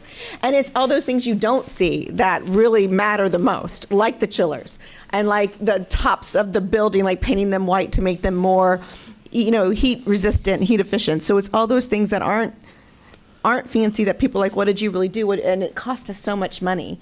But it's every time you walk into a school and the toilets are working, the water's working, it's cool in that school, and everything else is, including the tech, is working appropriately, it's in large part due to your department and ensuring that everything runs smoothly. So thank you for that.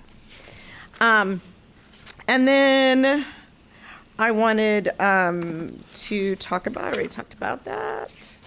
I talked about that. I talked about us being more efficient. So I appreciate that. And then finally, I'll just say that I think that what we've done so far is fantastic. The vape and the detection in the restrooms is so needed. It's still the number one complaint when I'm out at schools. What I hear from teachers and even other students is the amount of vaping that happens in our schools. The youth lot shade structures has been a game changer. It is so bloody hot in Florida, especially in August and September, to have those shades so that the children can go out and enjoy without roasting is so great. The card reader has been a game changer because people can move more freely through our campuses. And the automatic locking door hardware. I was at Lawton Childs, and they're being renovated, and so they have the automatic locking. And that's so much better. You don't have to worry about it. Teachers don't have to worry about people coming in and out of their classroom and locking it back. It's so much more safer, so thank you for that. I like the single occupancy restrooms. I raised 2 girls, and they would not go to the restroom. So to have a place that's private, where they can go and feel safe and not be embarrassed, I think is a fantastic thing. And I also wanted to mention that I love, and I just, maybe you probably told us and I forgot, but I was at a new school, and so I saw the way you're designating the safe areas within the elementary, and I love, it's a different color carpet. And so I saw that for the first time, and I thought that was a great idea because it leaves nothing up to the imagination. You know immediately where to go for drills. Immediately where your safe areas. You don't have to worry about a sign dropping or anything like that. So I just wanted to give you a shout out. That was a great addition. So thank you very much for all that you do. Thanks, Board Member Gallo. Thank you, Member Gallo. I'm up next, and a couple things. Thank you so much for the presentation. I didn't say it before, but it is very comprehensive about some of the areas, specifically, I think, in having the public understand how much of our focus we're shifting away from just building and more renovating comprehensive needs making the schools that we do have because of enrollment better. Which leads me to my other point. When I got on the school board, I also remember walking to a couple of schools that had just finished their comprehensives or were in line for a comprehensive, and feeling like that was not enough to what the school needed. And I understood that there was a lot of resources from, call it the capital budget, going to the net new schools. We had a lot of growth, which was great. So it felt like there was a different mentality about comprehensives on what we would go in and do to bring it up to standard on efficiency, on safety, which all incredibly important. That being said, I'd love for a conversation not to shift as well on now comprehensives, since that's going to be a larger percentage of the total capital money. How do we have to think different about it? If the goal is enrollment's going down, the schools that remain, how do we make them more competitive on the program side, on the facility side, so that when you do walk in, it does feel like the school got a glow up, and not just a new carpet, new roof, new AC, which is all great, but those are kind of must-haves, not some of the additional things that I think our families and students want from programs and facilities. And so I know we're starting to have that conversation, but I do want us to be more explicit about it, because it was a frustration for me to walk into some comprehensives. Pinar is a good example, Roberto Clemente, Colonial, where when we would just do, okay, we're gonna keep these buildings the same, but we're gonna get one new building or one PAC, and you walk into the school and it kind of feels choppy, or like, it's like some new buildings, some not, some are older, and there is no cohesion in the design and the structure. And as a student over time, you really start to feel that, where it's just like you're at the school where every building feels different, and some is upgraded, some of them is not. And I understand why we did that in the past, but I as we move forward and the budget is reallocated this way, I don't want it to feel that way anymore, because that's absolutely the way it feels in some of our schools. Yeah, thanks. Thanks, Chair Salamanca, for that. Every moment in time presents opportunity, and I love this team because they're embracing the moment, and that is something that we're going to look at moving forward. If we have dollars set aside for 2 sites that maybe are not enrollment where we would want them to be, or they're projected to be over the next 10 years, then it may be looking at how those dollars can be used at a different site to maybe create something that is in the same budget, but to your point, maybe it's a new building. And so those are the kind of things that we will be looking at moving forward as well. Certainly makes it tricky for the team with the planning, because these projects take multiple years, but we are embracing that conversation and really looking at the student enrollment information and what's happening to drive what we're doing with the decisions and how we may reallocate planned dollars for the best environments for our students and staff. Yeah, and I think especially in programming, right? So like if some of our schools have since the last comprehensive or since the last school really become very competitive in certain programs. So I'm thinking Colonial and FFA, right? Or some of your schools in culinary, right? Like, but it's true. So that school has things that are clearly a strength, and if they're up for a comprehensive, and we know enrollment isn't going to have all this net new schools around them, what can we do to make those programs even more competitive from a facilities perspective? And it's okay for not all of our schools to look the same or feel the same, because it is ultimately that our programs are different, and there's some strengths and some are not, and that's okay. And so that's kind of where I'm coming from, where I'm excited that we're being very responsible with taxpayer money. We're not building just for the sake of building. That's never been the intention. That's never been what we have. We always adapt according to enrollment. But shifting to comprehensive, I think let's start getting creative and meeting our families and parents and students where we are, and building some really exciting programs and facilities when we do have the opportunity to do that. Just think, it's been an observation that I've had where comprehensives, maybe we just need a bit of a refresh on our thinking on it since the budget is moving that way. And then the other thing, and this came up earlier, which was around, obviously, District 2, I don't know, I want to say I take up half of these projects in District 2 from our growth. Finally, things are slowing down, but I have noticed how much easier it is when we go into a comprehensive and we do have portables available. And so I know that we are going down on portables and all that, but as we increase in comprehensive needs, that portable conversation, I think we just have to give ourselves the buffer and the flexibility to have that, because it is hard to do a comprehensive in a school where we now have like 2 portables running around. It's much, much more difficult. And so that is something that I will flag that I've noticed on how much more logistically difficult and how much longer the projects take at the schools where a portable might not be an option and we just have to shift students and teachers around in between classrooms. Thinking of North Lake Park that doesn't allow portables because of the HOA. It really makes things very complicated to not have that optionality in space. So the number on portables decreasing is great, but to, I think it was Member Bird's point, when we can show what those portables are being used for instructional versus maybe transitional needs versus maybe more administrative or operational, I think that will help the community also understand that it's not their students sitting there, or if they are sitting there, it's because we're doing something great to their school next. Okay, that's all I have. Thank you so much. Member Farrell. Thank you, Madam Chair. All right. I would like just a quick question. How are we, when we're looking at enhancements, renovations, and we're also looking at schools that are potentially under-enrolled? We had to close 7 schools this year. There's potential for more in the years to come. How are we looking at renovations to ensure that we're not renovating a school that within a year or 2 has to close down?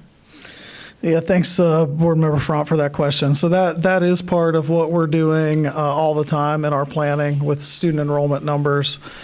We have looked at the schedule for some projects. We've postponed some projects until we can see clearer information. So that is the focus of the schedule that you've seen here today, and what's in planning, what's in design, some that have been paused till we can have further information on what's happening with enrollment and what decisions we may make as a district moving forward. And so it's an ongoing conversation, and it has to be ongoing right now just for the moment we're in. We have to continue to look at that and make the best decisions we can for these projects, which have money tied to them. We will continue to be great stewards of taxpayer dollars, and making sure that as we put renovations out there for RFP, that we're going to be able to have the students in that space to make it worth the spend. Okay, thank you. I'd love to see if, I don't know, I'm kind of throwing a number out there, but if it's, let's say a school is less than 75% capacity, that we really look at the schools that are around the area and say, because just looking at like the slide that's up right now, there's at least 1 or 2 schools there that are less than 75%. But possibly there's schools in the area that are at 50% capacity. So maybe it makes more sense to renovate this school versus a different one. So I don't know the full scope there, but just kind of seeing, really looking at that and maybe having a number in mind as we're looking at that. I don't know if that's something to consider. May I, Madam Chair?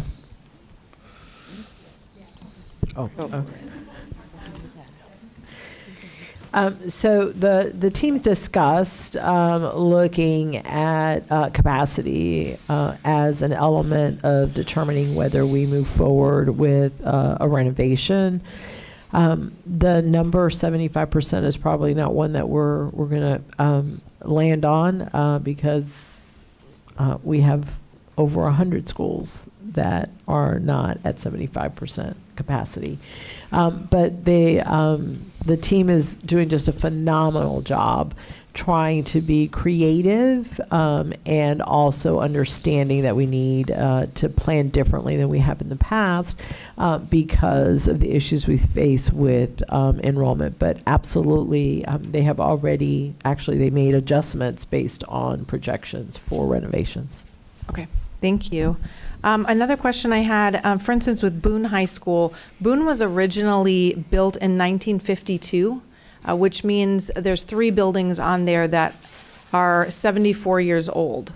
They did get some sort of renovations like 4 or 5 years ago, which I agree with Member Gallo. I walked in after our kids it was super inconvenient to be in that space while those buildings were being renovated. We walked in, everybody just kind of said, what even happened? What did we do? Nothing looked different. I'm sure that there was, AC maybe was different. Supposedly plumbing, but major plumbing issues in that school. So when we even look at that, that's another question of why is this school now being bumped to 2028 when this was projected to start at the fall of this year? Yeah, thanks, Board Member Farrar. We'll follow up with details on everything that happened. With that change in timeline, there was several variables in that process. I mean, ideally, we would love to have a swing high school, like right beside every high school if we could. That's what makes the work challenging. At elementary schools, a lot of times we can bring in enough portables and it's cost effective for us to relocate the students and then work on an entire building or in some cases, the entire school.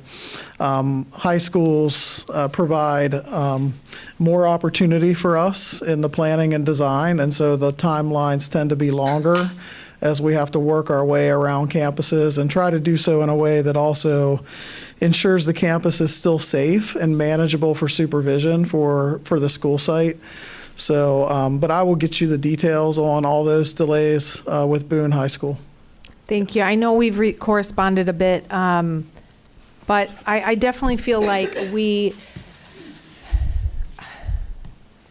go out for the RFPs, like we're going out asking for architects to come on board to help us. We get the architects, and then sometimes it can take 2 or 3 years. And then I see a charter school in my area that gets an architect, and within months, they're starting a renovation. They're building new buildings. I know charter schools have different rules, building codes in the sense there's just different stipulations. Versus the public schools, which I would love to get changed. That would be awesome. That would be great, please. We would love the flexibility that is given to the charter schools. Not only would it provide for a quicker timeline, but you would see significant cost reduction. I've heard as much as 25% less. So that would be fabulous. It really would be fabulous. Just with that charter school, 3 buildings, 3 stories high, plus an auditorium. They're building that for $50 million. And then one right across the street that we were projecting to build, but thankfully we have put a halt on that and using different spaces. That was also a $50 million. It was going to be, I believe, 2 stories for minimal students. So really, you see the difference. That is something I'd love to put on our agenda for, I know this is maybe a little off topic, but for our agenda for legislative, pushing that forward. But the other thing that I'd love to say is just really making the spaces unique. I think Member Salamanca alluded to this as well. Not every building has to look alike. And maybe that saves money in some way, but sometimes the space doesn't work. I walk into Freedom Middle School, for instance. It took me the very first time I got on the board and my very first visit, it took me probably 20 minutes to figure out where the front door was because it is nowhere near the parking lot. It is all the way around, but because that was the middle school of the year design, then it had to be there, and that's just the way it was. I think that we need to really think creatively and decide what is best for the community. Is this a community that most of the kids want to do trade schools? Let's put that in a middle school. Let's put that in our high schools, and really provide that for families. It draws families in, and I think as we're looking at the comprehensive renovations as well, looking at how we can provide more of those trade school where kids are walking away with literally like a diploma, something where they can walk away and start at a great paying job, and have something to fall back on if they decide not to go to college. Maybe that's their end game, is to be in a trade and own their own company, which would be amazing. So I think we really need to be thinking outside of the box, as always. But I appreciate it. Thanks, Board Member Front.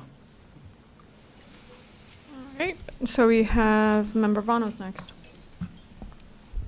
Thank you so much, Madam Chair. And I just want to say that I definitely agree with Member Ferrant, and I think we need to be doing whatever we can to ensure that our public schools are following the same standards and requirements that our charter schools are. And if they have the flexibility that we all need, then that's the move that we should be making. And if it's going to save us money, that would also be a fiscally responsible move for the legislature to make as well. And so I would definitely support adding that onto our legislative platform.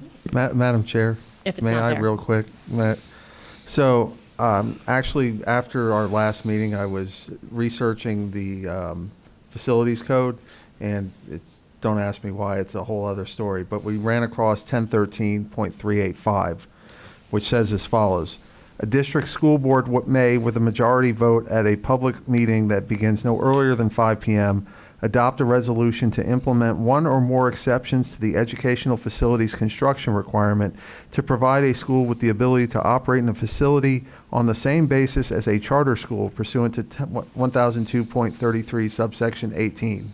Now, it is relatively new in, I'd say, the last few years. Dr. Border and his team have, after we discovered this provision, they went up there and said, are there things, there's a list of things we can have exceptions to and a list of things we cannot have exceptions to.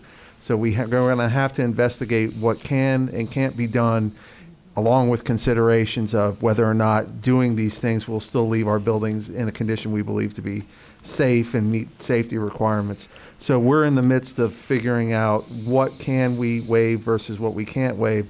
And I think the plan is to come back to you once we come up with that list to say, okay, this is what we think we can do while still maintaining the safety we want to maintain at the schools, and then have you guys vote to waive the provisions that we can't. So, sorry I just now found this last month, but we found it. I know, my bad, but we have some flexibility that I don't think we need to put it on the platform, unless we think that what we can't waive is something that we think we should be able to waive. That may be something we have to put on the platform, but we're going to work through this statute and bring something back to you all to say, this is what we think we can waive while maintaining safety. That's amazing. Thank you so much. And I hope, and so when we bring it, just to have a chart of what is allowed to be waived, what isn't allowed to be waived, so that we have a really good understanding, and what cost savings it could have, because that's huge. So thank you for that.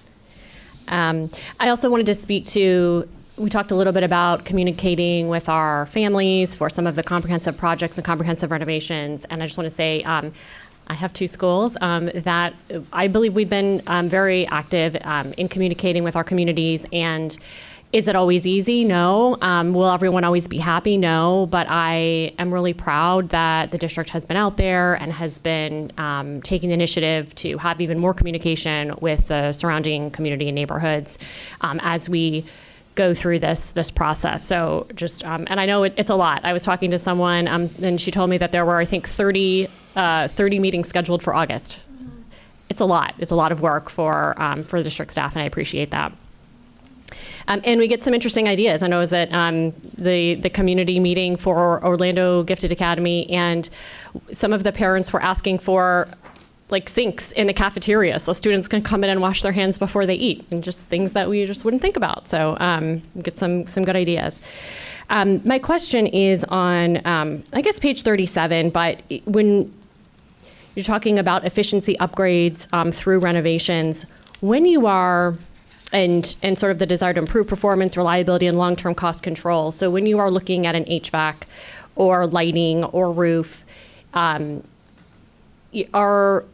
how are you evaluating how those decisions are made? For example, is it just the lowest bid that comes in and kind of gets that replacement, or is there a more comprehensive evaluation of, okay, how can we make decisions that will really impact the long-term investment?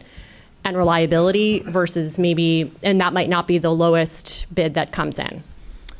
So as part of our design process, once we've engaged with an architect and engineer, and I'll hand this off to Mike afterwards, but their task is to provide us, their recommendation based on where we are in the current building code on systems that provide us the best life cycle costs. So looking at initial construction costs, what the ongoing maintenance cost is, what the eventual replacement cost is, because we're looking at a 60-year perspective when we build a building. So we want to put in the most efficient system we can to provide reliable service over that lifespan. I know now with Orlando Gifted as a new school, there's a specific effort in that project to ensure that we are keeping up and we're at the cutting edge of what's efficient, but where there still is an ROI and we're getting the payback for the investments we're making during construction. Yeah, in addition, we utilize various contract vehicles. So on a project like Orlando Gifted, that'll be bid out through the construction manager. So they'll qualify all the bids received for the various scopes of work.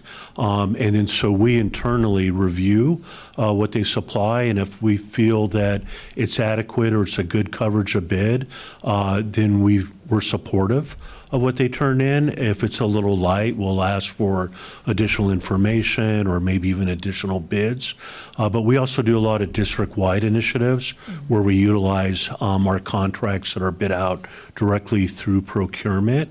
And a lot of those are based on lowest price, based on the technical specifications that were included in the bid, and the procurement team evaluates those costs.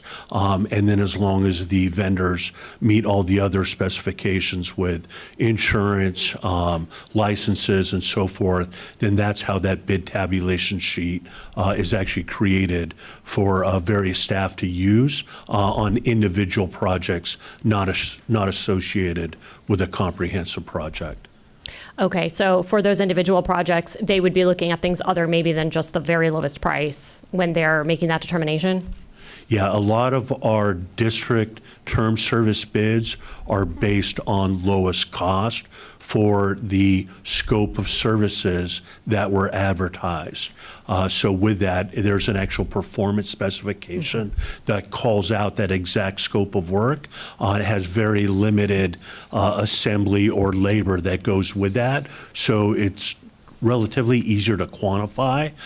So you should be able to base it off price. Got it. Okay. Thank you for that explanation. And then my last question is, I believe at this meeting last year, we talked a bit about OTC, and we were talking about the solar rooftop there. And I know it's just a pilot project we're evaluating, but I'm just wondering if you have any updates on that specific piece from last year. And you may not, but it just... You know what? We'll bring that back to you. We did just receive something from environmental. I did not bring it with me here. I do have some follow-on questions with that. I believe the information was good up through either January or March of this year. But let me get that to Dr. Borders so that can be followed up on. Wonderful. Thank you so much. Yep.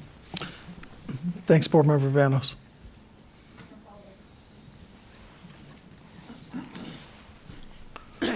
Thank you, Chair. I want to go back to, first of all, thank you for your work. I always enjoy your presentations. You're always very colorful.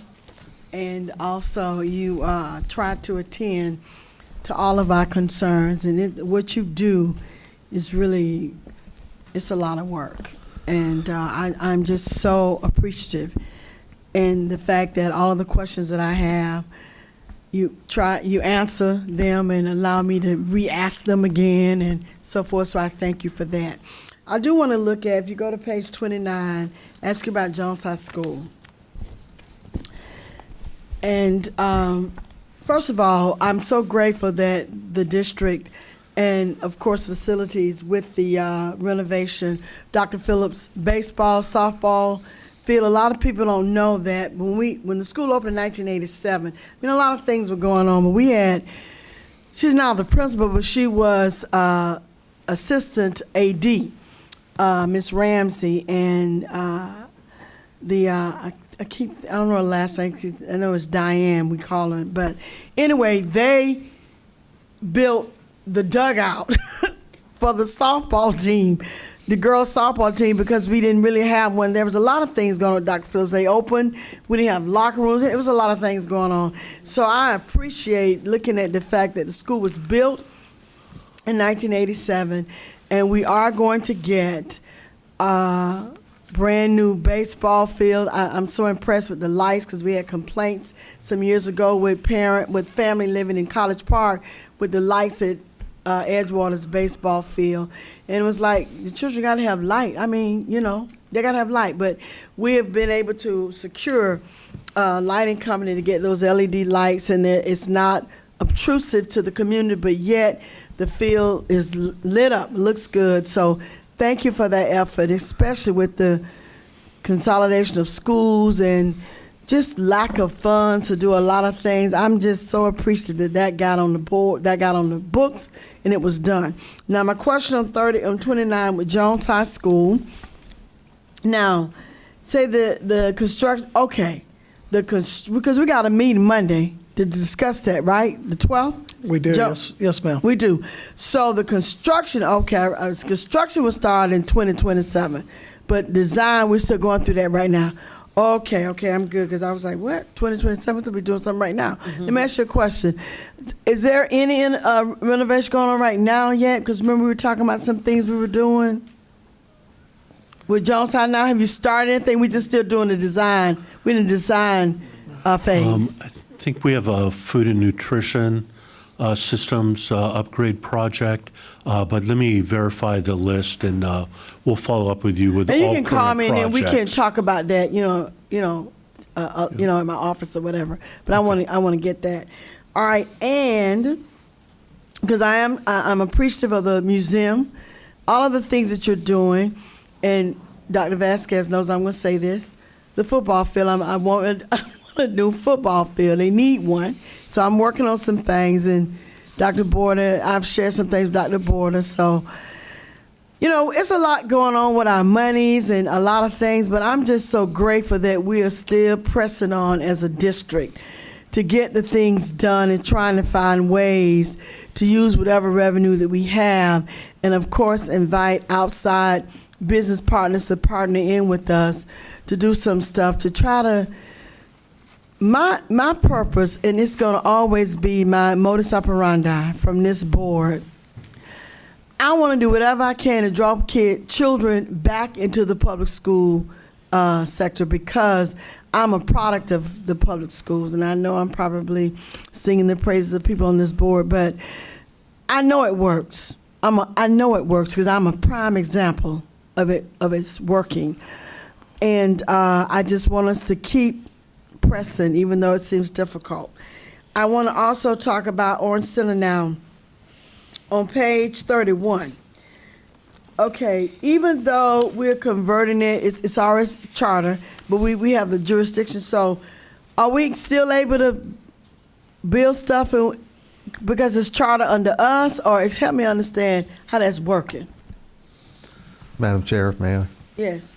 Member Felder, yes, we can still build stuff because it's a conversion charter school. We still are the owner of the building. Oh, okay. So from that standpoint, it's still under our control. We also have to enter into a mutual management plan with respect to how the building's going to be maintained during the terms of Orange Center's charter. And if you remember, under the memorandum of understanding, yeah, it was agreement or understanding. Under the memorandum of understanding, we also committed that what we would do is, if they got within 10 of the fish capacity at that school, we would build the expansion from 6 to 8. I remember that discussion. Yeah. Now. So yes, this is all perfectly permissible in my view under the statutes, because it is a conversion charter that we still own, and we still have ownership of it. All right, thank you so much. And that's the good thing about the school district, our school district, if we're opening charters, that we can control what goes on and make sure things are done correctly. So I just really wanted to come on to commend you with the promissory note, the promise you told me about Jones, and I forgot about Dr. Phillips. I was so concerned with some other stuff, but you took care of the other stuff, and you saw that the baseball and softball field was in dire need of, I'm so appreciative of that. So, I'm a happy camper right now. So, unless something crazy comes up, but no. But I thank you so much, the district and board members, for agreeing to let that happen. And thank you guys so much. Thank you. Thanks, Board Member Felder. Thank you, Member Felder. I queued up next just for quick clarification on the OPD program, so the Owner Direct Purchase Program. There was a statement you made there that looking ahead for the next 10 years, the ODP savings will be negatively impacted because we have newer schools and more renovations. How does that work? We're still renovating, we're still buying materials for comprehensives. Yeah, it's just less. There's more labor involved on a comprehensive project, so less materials as there are in a brand new school. So we'll see on a comprehensive project, the ODP percentage rates could be as low of 4 or 5%, maybe up to the low teens, as opposed to 25% or more on a brand new school. But then because there's, depend on the comprehensive project and the length of time, so much of that cost goes to labor, not just the materials, so that reduces the overall pool for the total savings realized. Okay, thank you. I was just curious why the large gap, but that makes sense. Okay, Member Front. Thank you. I just wanted to follow up as well. As far as meetings, when we do a brand new build or a renovation, I know we do quite a few meetings prior to, somebody else might have mentioned this as well, but I would say the majority of these meetings are not well attended. Maybe 5 people from the public will come. They're definitely well advertised. I think the schools do a good job of informing parents. What would be the possibility of making meetings virtual, where our staff could be on virtually, and the members of the public could jump on virtually, ask questions in that sense? Maybe not all of them, but at least some. I think it would be beneficial to our staff who have to drive all the way to a facility for just a handful of parents, which obviously we love every parent, but a lot of parents tell me, I wish I could have gone, I wish I could have jumped on. I was at a baseball game for my child. They're usually held at 6 o'clock when everybody's out doing things. So what would be the possibility of that? Yeah, thanks, Ms. Ferrant. And thanks to several board members also that have been asking about this. I think it was mentioned earlier today, there's 80 community meetings that are coming up.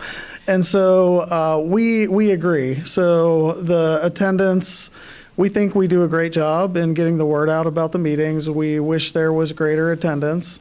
Our goal is to make sure that the feedback we get really represents what that community wants us to have. And so to that regard, the more we can amplify feedback, the better. We are having great traction with the use of thought exchange and several other areas that have helped us do that through the years.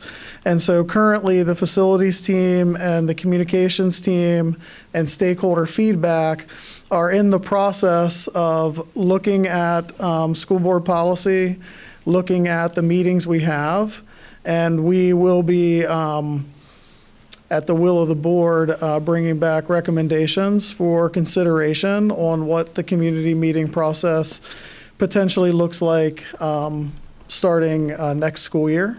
And we do believe there needs to be some flexibility where, if we and a board member feel that a meeting needs to be face-to-face, that we have that option.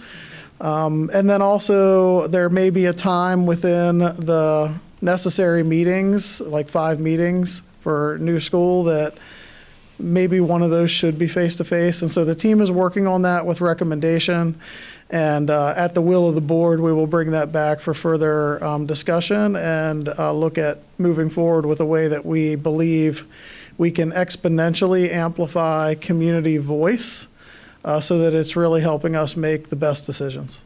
Wonderful. I love it. I'd love to as well, as we relook at that and visit that, making sure that we're going out to the community prior to even really coming up with an idea ourselves.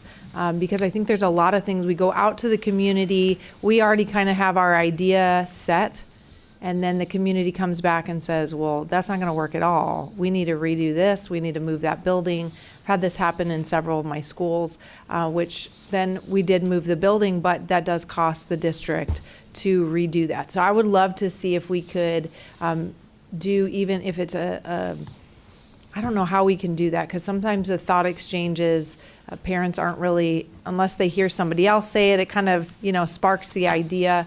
But somehow go out to the public prior to really coming up with an idea ourselves. Yeah, thanks, Ms. Front. We, again, at the will of the board, we'll bring this back, but we're envisioning videos, presentations with graphics like you would see at a face-to-face meeting. And then also with the thought exchange, not only live participation that evening, but then also keeping it open for some time to allow additional feedback, because one of the powerful parts of thought exchange is the rating of ideas that you see from other people as well. So then that allows things to come to the surface that are the majority of what people are looking at, and vice versa. So appreciate that. Wonderful. I appreciate it. I know in the last year or so, we've really kind of renovated that and already a little bit, and really helping to communicate to our best ability. But I think in a climate right now where choice is at our fingertips, we really want to make sure that we are doing our very best to be proactive and engage the community in a way that they can join in. So I appreciate it. Thank you. Thanks, Board Member Front. Thank you. Member Gallo. Thank you, Madam Chair. I'll be quick. I will say that I have Timber Creek who's asking for extra meetings. Like they want more than just the ones that we offer for the comprehensive renovation. They wanted to have it 90% instead of waiting for the 100%. So it's interesting. Every school is just so vastly different. I also wanted to mention that on our legislative platform, we do have something that already speaks to SRAF. It just says support legislation that eliminates unnecessary regulations to enhance efficiency and flexibility for public school districts. So that would give Marquise the ability to talk about SRAF on our behalf. We don't need to change anything. Thank you. Thanks, Board Member Gallo. Dr. Vasquez, you wanted to. Thank you. I was going to comment that the last few community meetings involving construction have been full. I mean, so I think we probably need to find a balance, because I do know some have had standing room only. I know the one with Cherokee, also OGA, I think they've had 2 or 3 where there's been a lot of involvement there. So I don't want to do away with the face-to-face, because I think that is, it meets some people's needs, but I do agree that we need to take into consideration that people have very busy schedules. And then the other piece is, I was thinking about Board Member Ferrant's comments about getting input before, that maybe we could send out a survey about what are their wishes for the school. But remember, we cannot build BMWs, Mercedes-Benz. And so that's part of my angst sometimes when you go out, is that they want certain things that the costs are prohibitive. But, and we've been very good about sharing with some of the recent meetings where parents we had architects that had ideas of what to do. And we said, well, happy to look at that, but it has to be within budget. And then how we got to the place where we have similar schools is equity, in the sense that we had principals that maybe didn't want a certain program, and then the principal was moved, and maybe 3 years later, 4 years later, now the principal does want the program, and now we costs actually more to build or we couldn't build. So I think there has to be a balance between what are we saying are the basic requirements within the school building, and then where there's flexibility to do that. We're seeing that more and more of our schools want to expand our CTE programming. So they want facilities that have kitchens where the students are able to cook and explore. They want better ag facilities. And so I think we have to put our heads together to see where that flexibility could exist while not putting future students' interest at risk because there was an individual that was driving. We didn't want this particular program. So just wanted to make sure that was clear. Yeah, absolutely. I had Northlake Park. I think they wanted a meeting every 10% of the District 2. It's awesome. Member Douglas. Yes, since everybody's mentioning their schools, I just wanted to say big thanks to you for Olympia High School and the renovation that we're starting. And I'm so excited about you building schools that are very appealing and welcoming to parents. So that's just the view of it. It's wonderful that people can be welcome in our Orange County Public Schools. I just want to mention the lockers at Olympia High School. Thank you so much. If you could start with that. That would be fantastic. Right, Mr. Michael? Right? Yep. Okay, thank you so much. And regarding the virtual meetings, for renovation, for construction, whatever you call it. I'm a little bit hesitant about going only, virtual. Just like the superintendent said, for me, it's an opportunity to meet the parents and to be able to talk to them face to face and listen to their concern instead of just being virtual and out there. So that face to face to us as board member, I think they see us and they can talk to us. And I think it's important. Yeah, thanks, Board Member Douglas. And I think what I didn't convey there is we're looking at the add-on for Thought Exchange. So, yes, I've had the pleasure of attending some very collaborative community meetings. And then when there's not, I think that by including Thought Exchange, we can make sure that we get more voice to help guide decision if there's only a few attendees. So thanks, Ms. Douglas. Do a link in case they want to reach out. Yep, correct. A link. Correct. And we're looking forward to the team, with the will of the board coming back for considerations on things we might add to amplify that voice. So thank you. Okay. Yeah, I know that we're not doing as many one-on-one meetings prior to some of that stuff, but I think that's one where you could get individual input from the board on all of our experiences at community meetings, and I think you would get a robust set of examples of a lot of different things. Because really, it's a huge spectrum of what works and doesn't work.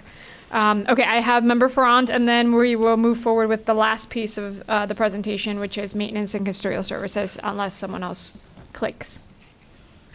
Perfect, thank you. I just wanted to clarify when I said virtual, it was really just for maybe one or two of the meetings, not for every single meeting, because I do agree it is nice to be out in the community, have them see us face to face, be able to talk. So not every meeting would be virtual, but just giving that option because some of the meetings are redundant. It's the exact same thing that we went over before, and we're just stating it again. With maybe an update of where we're at in the process, but no new news. So I've had parents say to me, wow, I had to get a babysitter and came out here, and it's literally the same thing we talked about at the 10% meeting. So for that reason, I'm saying let's really think of our parents, but also, I think each board member understands. Cherokee School is a great example. That community is very vocal. They love being in person. And so that's a community that will most likely prefer to be in person at every meeting. So you do that. But I think every board member knows their area and knows their constituents and who, would be able to be there in person and not, and what would work best. So just wanted to throw that out there. Thanks, Board Member Front. Okay, on to the next section. Great. Next will be Jonathan Earls, Senior Facilities Director, Maintenance. Good afternoon, Board. I'll be providing an update on our maintenance and custodial operation and how we support over 200 schools every day. With more than 34 million square feet of facilities, our responsibility is to keep buildings safe, clean, and fully operational for students and staff.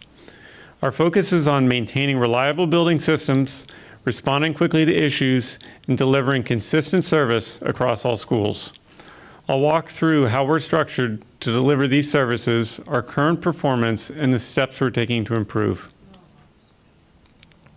Maintenance and custodial services are organized into 3 geographic service areas: Northeast, Northwest, and South, supported by centralized grounds and asset protection teams.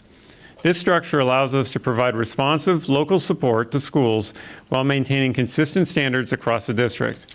Our goal is to balance day-to-day service needs with system-wide coordination so we can deploy resources efficiently and maintain reliable operations.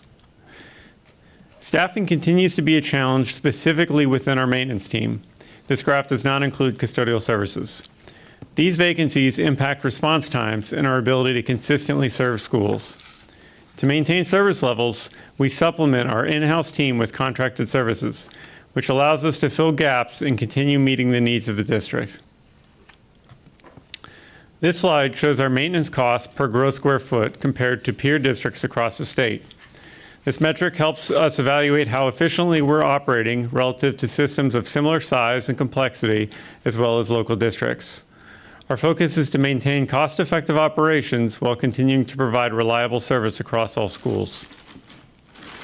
This slide shows the volume of maintenance work orders completed across the district. This reflects our ability to respond to the needs of schools and maintain a consistent level of service. Our focus is not only on completing a high volume of work, but also on prioritizing critical issues and improving response times while managing increasing physical constraints.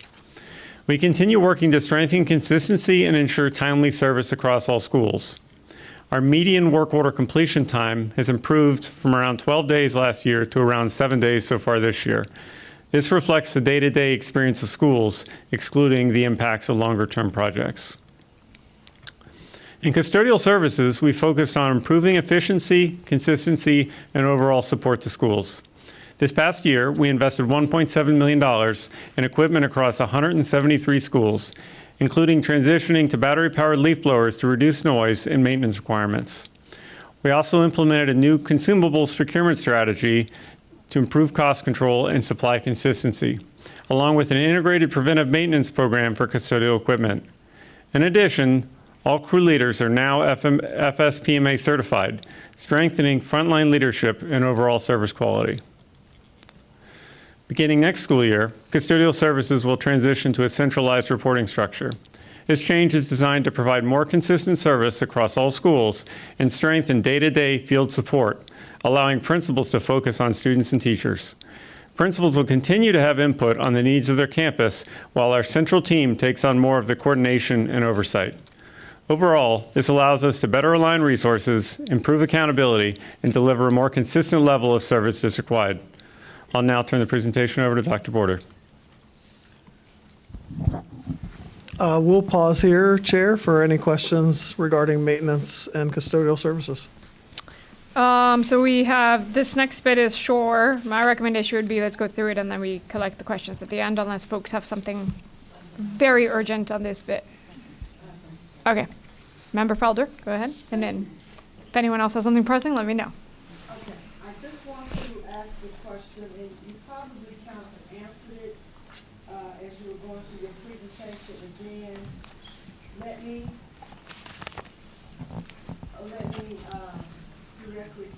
prerequisite my comment with this. Custodial services are difficult to have and to maintain. I'm fully aware, based on my experience in this district as a teacher over 40-some years, knowing it's a constant struggle to try to maintain the custodial services you need and the equipment and the supplies. So let me just ask this question. Mops and buckets and things of that nature, who purchases that? So currently, today, at the elementary and middle school level, those are school managed, so those schools' secretary bookkeepers would be making those purchases at an Okay, so elementary. the principal has a budget. Correct. Am I correct? Correct. That they utilize it, for the custodial services to have. And is it expected that when the budget is divvied out through schools, through the principal and a bookkeeper, that monies are extended toward custodial services so that our schools can remain clean and sanitized? Am I correct? That's correct. And that's the model we're operating today at the elementary and middle schools. The high schools and ancillary sites are currently district managed. And then come July 1st, the elementary and middle schools are moving to the district managed model. So our office will then be responsible for providing all the tools, supplies, equipment district-wide.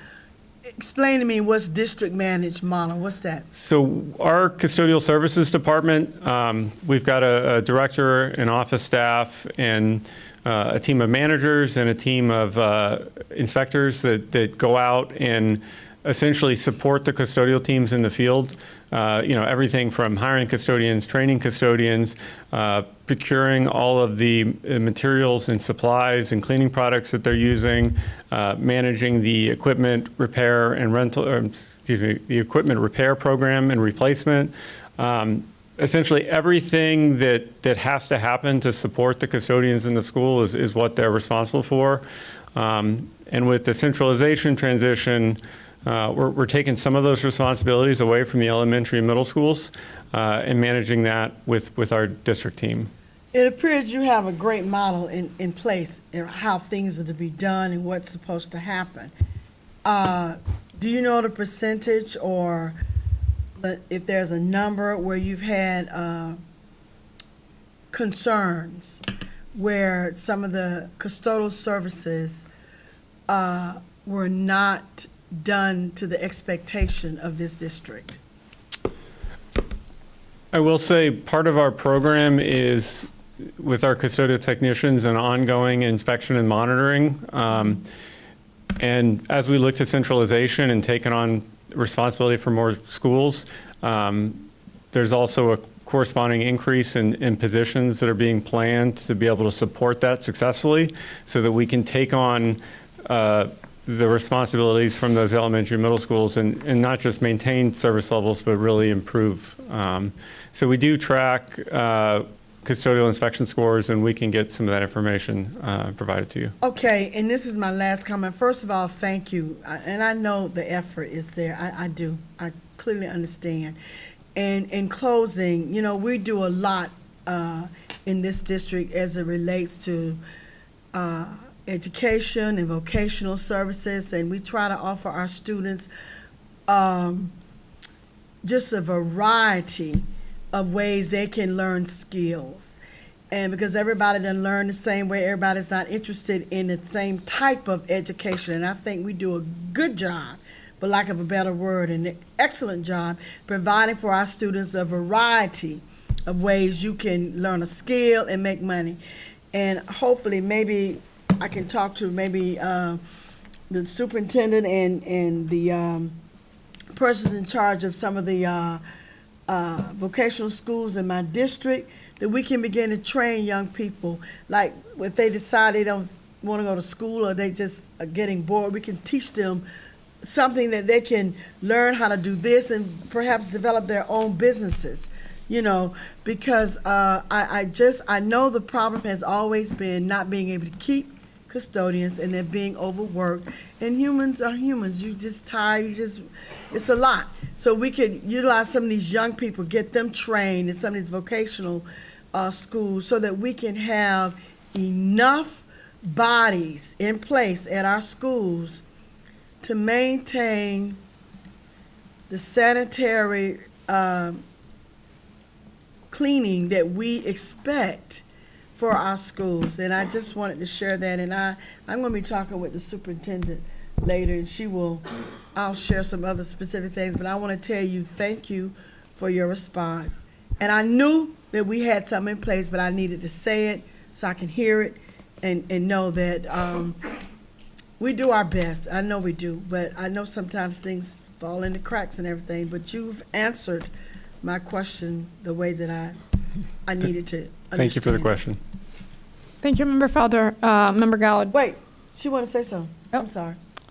go ahead. I just wanted to clarify, our CTE programs do not currently have any certification programs for that area. Okay. There's many that could lead to jobs within OCPS, like HVAC, a full one. And we do that. That's what I thought Correct, about. but I just want to clarify, we not for custodial services. Okay, and thank you for telling me. And the only reason why I suggested that, superintendent and board, is because I know that we have the HVAC and we have all those kinds of trades, and I just want us to not have an excuse for why we can't be expert in every area in terms of how we maintain this district. And I know I may get criticized, but I want Janet, listen, baby, everybody's job is significant. Everybody's job is significant. So I just wanted to make sure that if we didn't have it, okay, I understand, but I guess we have to just work a little harder in keeping our custodials, people that work in custodial services, keep them happy so that we can get the maximum work from them. Thank you so much. Thanks, Board Member Felder. I'm sorry. Okay, Member Gall, Member Word, before or after this last section, questions? Okay, why don't we cover the next section and then we'll wrap up with the last set of questions. Thanks, Board. I'm going to cover the remaining topics in our presentation, starting with space optimization. As we discussed in December 2025, the district space optimization work supports several priorities. Specifically, the primary objectives of this work are to reduce excess seating capacity and for the district to maintain control of long-term capital assets. To the extent we can also accomplish secondary objectives while meeting these goals, we also seek to lower our overall operating cost ratios, build neighborhood networks of support, maximize facility efficiency, and account for growing areas of the county. Many ancillary functions are housed in repurposed schools that were previously deemed not economical for renovation. Others, such as those at the John T. Morris Facilities Complex, are housed in aging facilities or portables. These provide poor conditions for staff and have higher maintenance and energy costs that adversely impact our operating budget. All have significant, and in some cases, urgent renovation needs. We want to provide a long-range solution for these aging and outdated facilities that provides for more efficient space utilization and a reduced building footprint with reduced energy consumption and other maintenance and operating costs. Consistent with our facilities goals, we want to provide an efficient and high-quality work environment to support employee satisfaction and retention.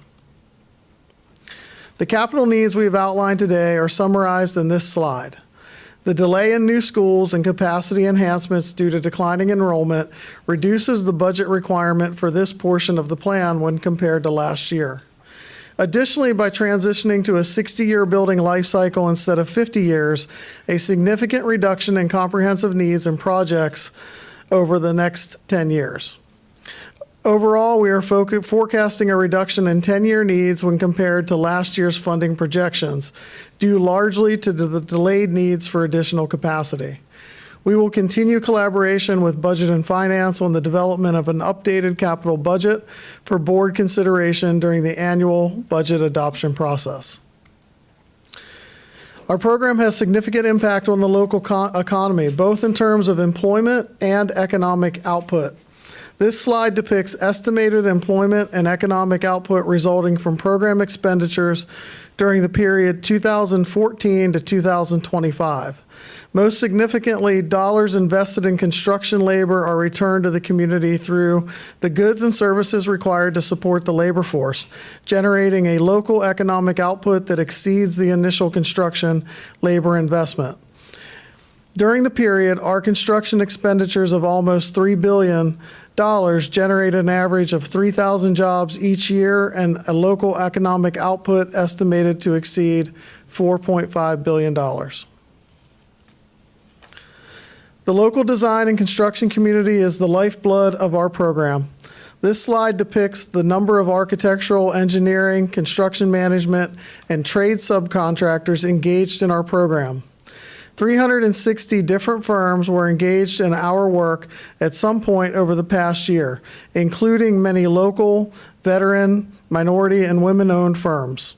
Although both numbers are significant, so are our program requirements, and additional firms are needed and welcomed. I want to assure the board that you have a facilities team that is committed to ensuring our students and staff have a safe and clean learning and working environment every day. I want to personally thank each of them for their dedication, and it is a true pleasure to see the pride they take in their work each day. I'll now turn the presentation back to Superintendent Vasquez. We look forward to the conversation and questions from the board. Thank you. That was a wonderful presentation. It didn't feel like 500 slides. Seriously, we do appreciate all the support that you have been giving our schools, the thoughtfulness that you have demonstrated as we are navigating new territory with capacity, use of our facilities, rising construction cost. And I also want to personally thank Mr. Knight, the chair of Cove, for his continued service and making sure that we stay within the boundaries. Madam Chair, any other comments from the board or questions we're happy to take? We have Member Gallo. Sorry. Sorry, you know, we've gone so many times when you were going to go that I'll finally allow it. You may speak, Member Gallo. I'm glad you're paying attention, that's all. Sorry, not listening to you. Go ahead. All right. I want to start with the custodial. I just have a question on page, slide 46. Because if memory serves me, at one time, we placed all the custodians and made them centralized, and then we broke it out, and they weren't centralized anymore, and now we're going back to centralized. So can you explain a little bit about the why behind that and why? I mean, because I feel like it was just a couple years ago that we decentralized. Yeah, I'll start and then I'll leave it to the team. So you're right. It's been more than a few years because I thought the same thing. But several years ago, we did centralize. The great need at that time was lack of personnel. Many schools were experiencing gaps in personnel. And so you saw vast differences in the cleanliness of the school. Additionally, we know from the OSPA that there were concerns that some of the individuals that were supervising the custodians were not following the contract and actually asking them to do things that were not part of their job description. And so they did centralize, and it did work, and we remained centralized for the high schools, and that now really has been tweaked to the point where the custodians have been trained, they have the equipment, they have the personnel that is able to go out, verify that the work is being done the way it should be, and that if there are any concerns from the principal, those are addressed.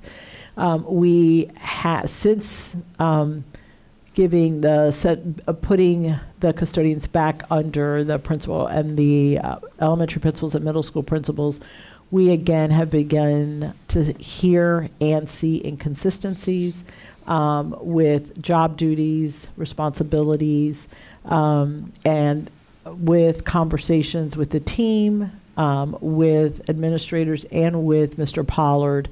We felt that this was, again, the best way to maximize the resources and ensure consistency so that our buildings are kept up to this. I think board member I forgot, one of you said the standard for OCPS. So Jonathan, I'm sure you can add to that. No, yeah, I think that largely captures it. And, in addition, over the last few years, we've continued, even with the elementary, middle schools managing the custodians, the district support has increased year over year with the district taking on equipment repair and replacement, the district taking on a centralized paper product procurement program.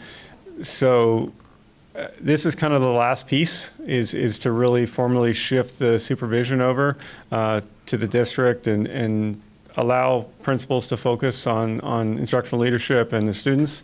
And our track record with the high schools and kind of where we're at today, this is kind of the next step for us to really improve service and allow the schools to focus on what they need to do.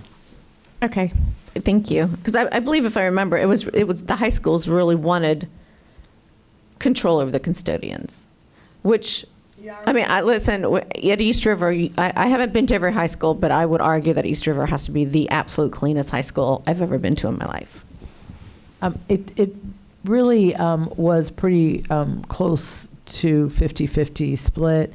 And when they dug into the data, if you were staffed and your team was effective, you were very happy with your custodian.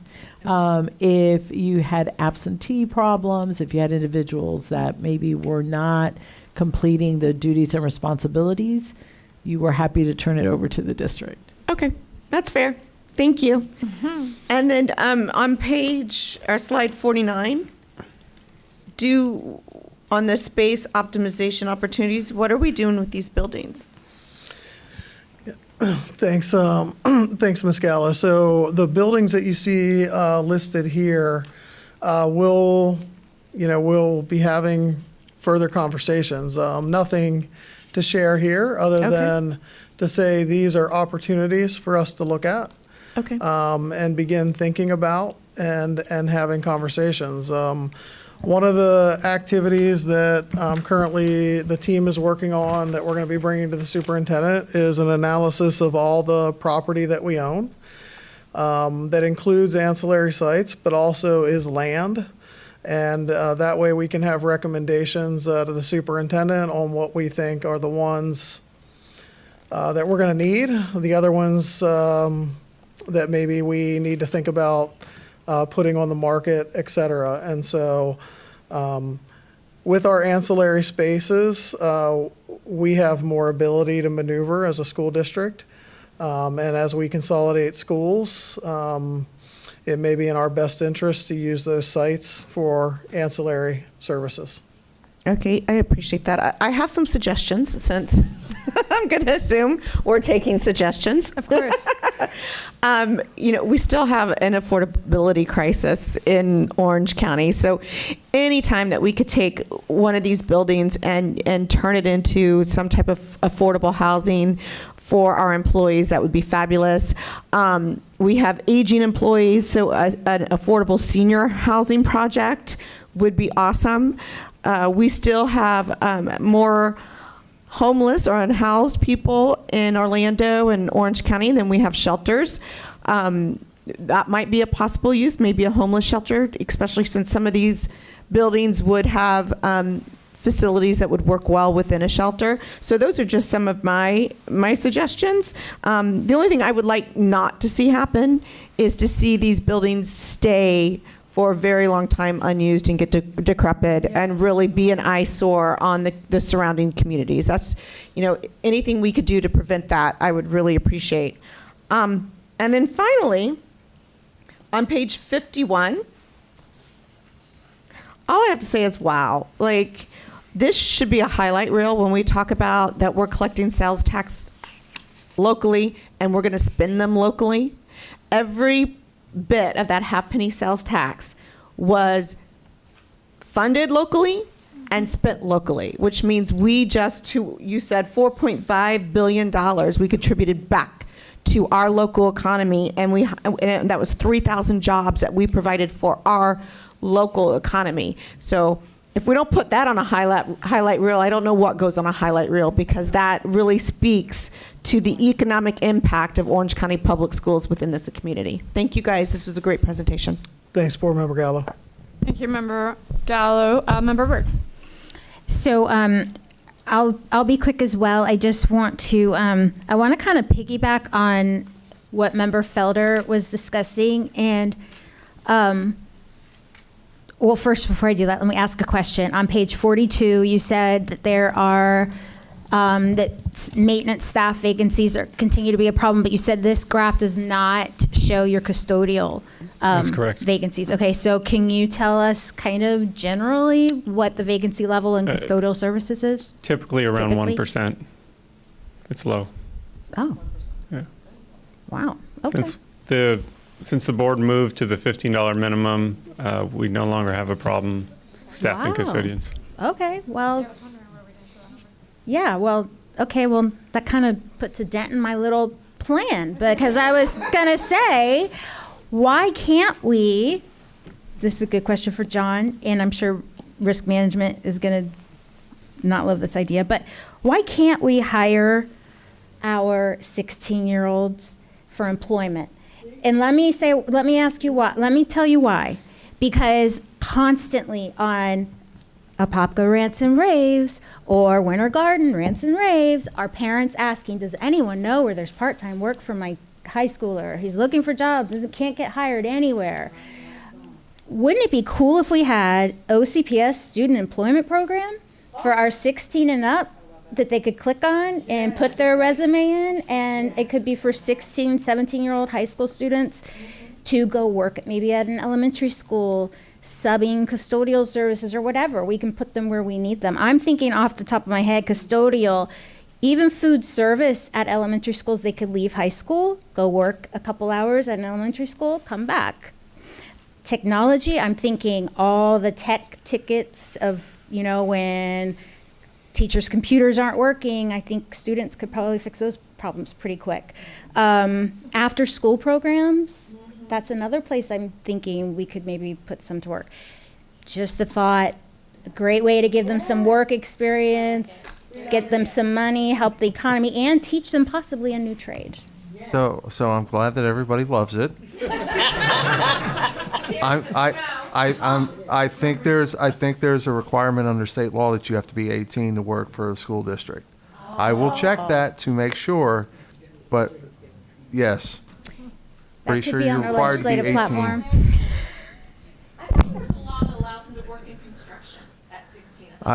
Well, I'm sure they did, but they didn't make the change in the school code. And is there a way to get around it? Of course, I like evading clearly written state laws. That always makes me feel good. I'll have to see if there is some leeway on that, but I will also tell you, you raised risk management concerns. There will be risk management concerns when you have younger kids working there, especially if they're working with elementary age kids, and whether or not they're going to be able to supervise them and do those kinds. So there's questions to be answered here. Mm-hmm. But my memory, and it's been a long time since I looked at it, but you have to be 18 to work for a school district. So I'll check. Yes, ma'am. About the CEDAR program some years ago when I was teaching at Edgewater during the summer. Oh, I'm sorry. Oh, I'm sorry. Okay, let me get on talking time. It's not on. It wasn't my turn.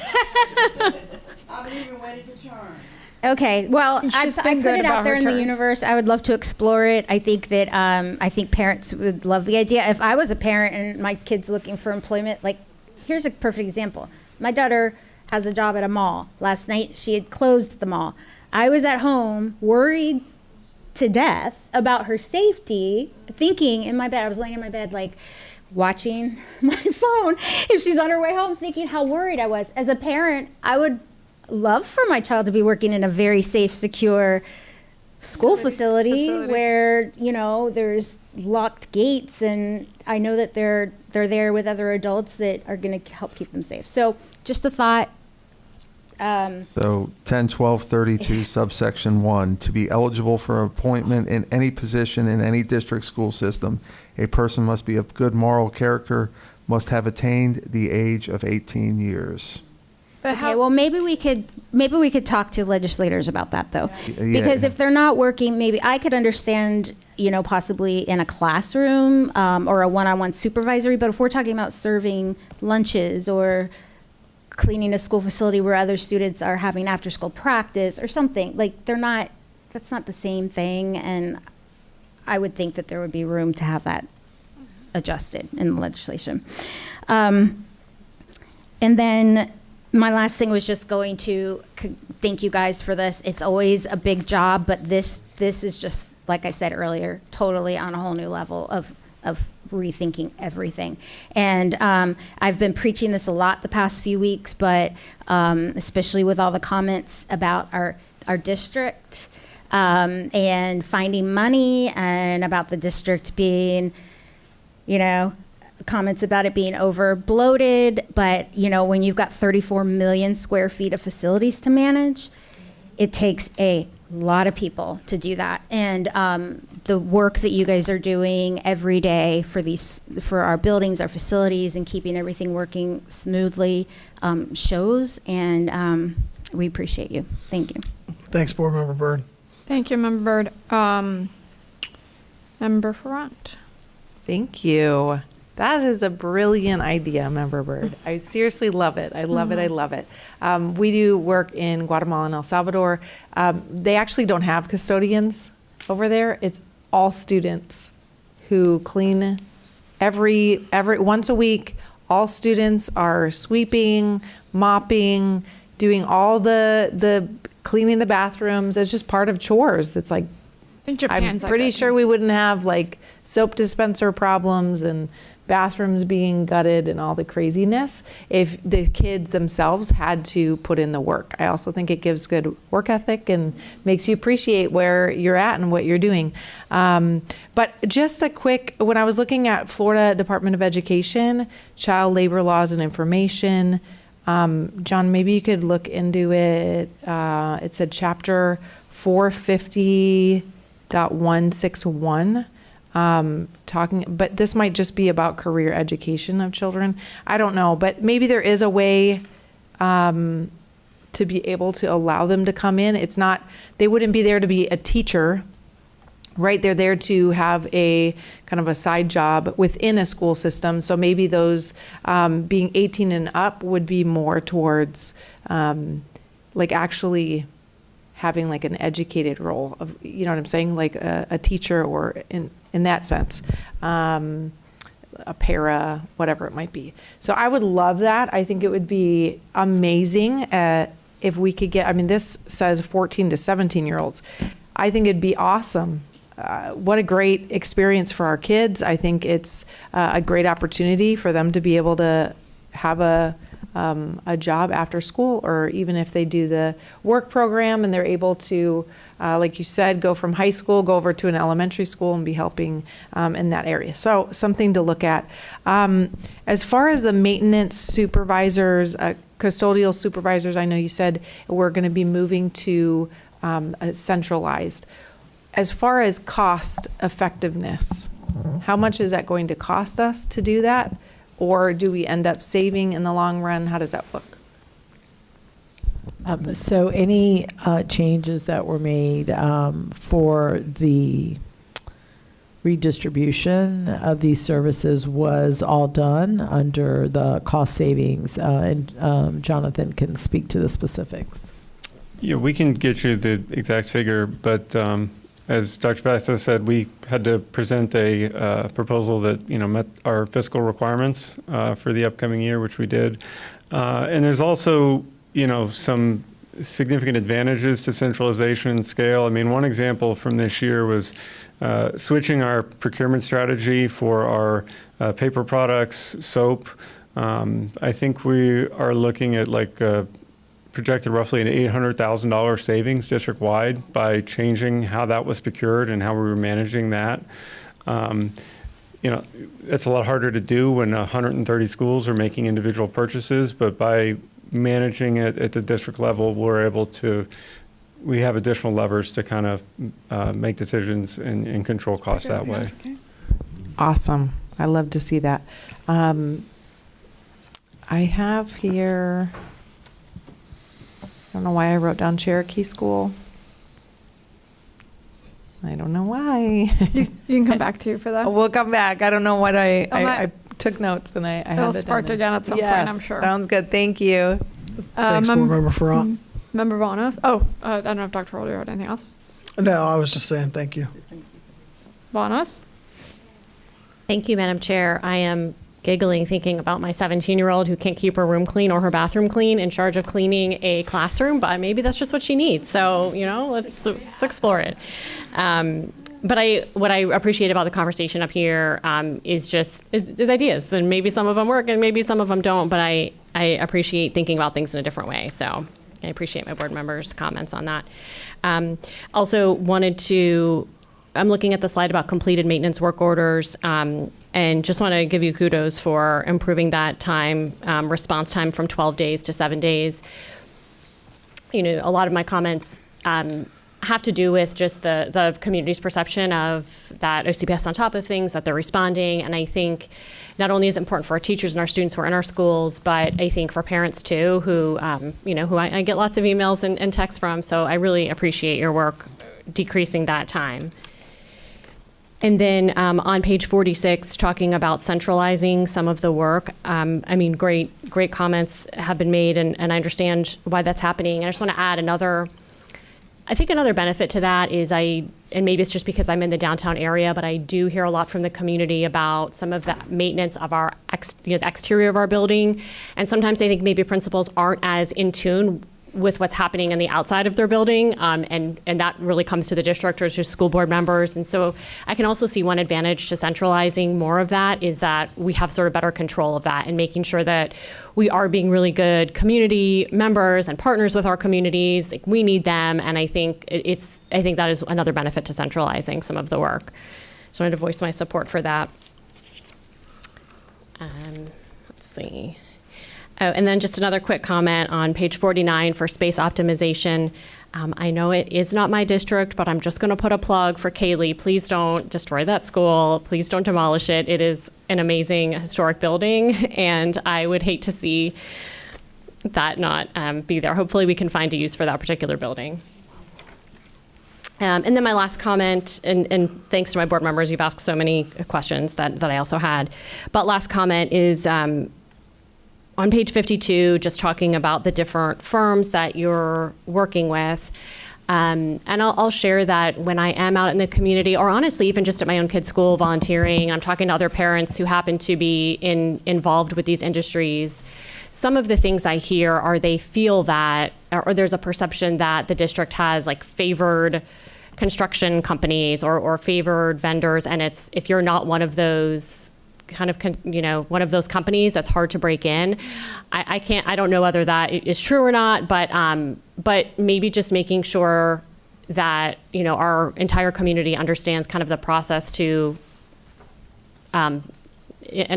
becoming, to just maybe some transparency into that process, into how that works and how those decisions are made. Thanks, Board Member Vanos. I just put out there for anyone tuning in and listening, we have the trade fair at Jones High School coming up on May 29th. So we will be having sessions talking about planned architectural, engineering, and construction work ahead with Orange County Public Schools. We're also furthering our collaboration with Michelle Doherty and affiliated building contractors. We're also working on having space with the Architectural and Engineer Central Florida Association as well. And so we will continue those engagements and further those engagements. And we are open for business, and our recent council reviews of facilities construction and procurement are also leading us to a path of looking at performance evaluation tied to contracts, which will also then down the road enter into those selection processes. And so those who are doing in scope, on time, in budget, great work, that will be part of the selection process.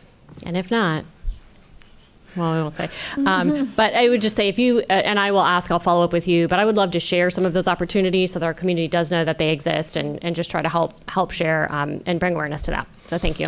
Thanks, Board Member Vanos. Okay, I have Felder, but Felder stepped out, so Member Front. Thank you. I did not remember why I wrote that school down, but I do have another question. I know I brought this up before, but I just want to bring it up again. I've had certain schools that say that they have parents who own like a plumbing business, or they might have an HVAC business that want to help to provide a service to the school. If that company were to be vetted by the school, because I think that was a concern last time, that it's, nobody knows who they are. Obviously, they would be vetted. But could that be something where they just say, hey, we would like to just work specifically with, I'll just put Blankner. We work specifically with Blankner School, not really interested in working with any other school. My kids go to this school. We own this business. We want to really give back and help, maybe do it at cost or do it at a minimal. If it's something that's competitive, is that something that we could consider? Thanks for that question, Board Member Front. I want to further vet that conversation with procurement, and we'll get some information back to you on that. Perfect, thank you. I know principals have asked me because there's certain things, I know we have been a little more efficient with getting work orders done in a timely manner, which is great. And then there are some instances where they say, hey, we've got a parent right here, they say they can come tomorrow instead of in 2 weeks. And if it is something that we could work hand in hand, that would be pretty awesome. But thank you for looking into it, I appreciate it. Thanks, Board Member Front. All right, Member Felder's not back, so we're gonna wait for that, but I'll queue up next. I think the superintendent mentioned this, but thank you for the presentation. Honestly, I feel like we got to go deep and broad at the same time, but it did not feel like it was 500 slides. So that something felt different on this presentation, so I appreciate it. And to this industry engagement, I echo Member Vanos. I know we have been spending a lot of time in the past couple months thinking about procurement and how we engage with the community and other small and medium businesses. This is an area, again, continue to get a lot of feedback of how difficult it is to work with OCPS, how long it takes, or how obscure it feels on why someone will get a contract or not, or how long it takes to go from getting the contract, closing the contract, all of, all of this. So I thank you, one, for making effort on this. I think we have now reports on the diagnostics of what's happening. But I think this is an opportunity on facilities and construction and everything that we're going to be doing to start engaging our partners who are also thinking creatively and want to help us tackle on kind of this new direction that the district is taking. And so that's great. The other question I had was a little bit on the maintenance work orders, the average days to complete and just how many work. I noticed that the work order numbers, so that's 44, have gone up or kind of continued to go up. Our vacancies seem kind of flat. I'm curious here, are we getting more efficient? Are people working overtime? Like where is that coming from? I'm seeing more work orders, about the same days to complete, but we still have about the same vacancies. Yes, so there's a lot going on. So in FY25, that was the first year we moved to our new work order system with Facilitron. So with that, we greatly expanded the pool of people submitting work orders. So we got a lot more of them, which is great because things are being identified and they're being addressed. So we're kind of in this transitional period now where you're looking at 2 years of data from the old system. We're halfway or 3/4 of the way through our second year in the new system. As we finish out this year, we should be able to have like 2 full years of data in one system to make comparisons. But, we see the benefit of the capital renewal program and the comprehensives and the investments and replacement systems are paying off. We continue to improve our work and try to drive efficiencies and look for opportunities to improve our practices.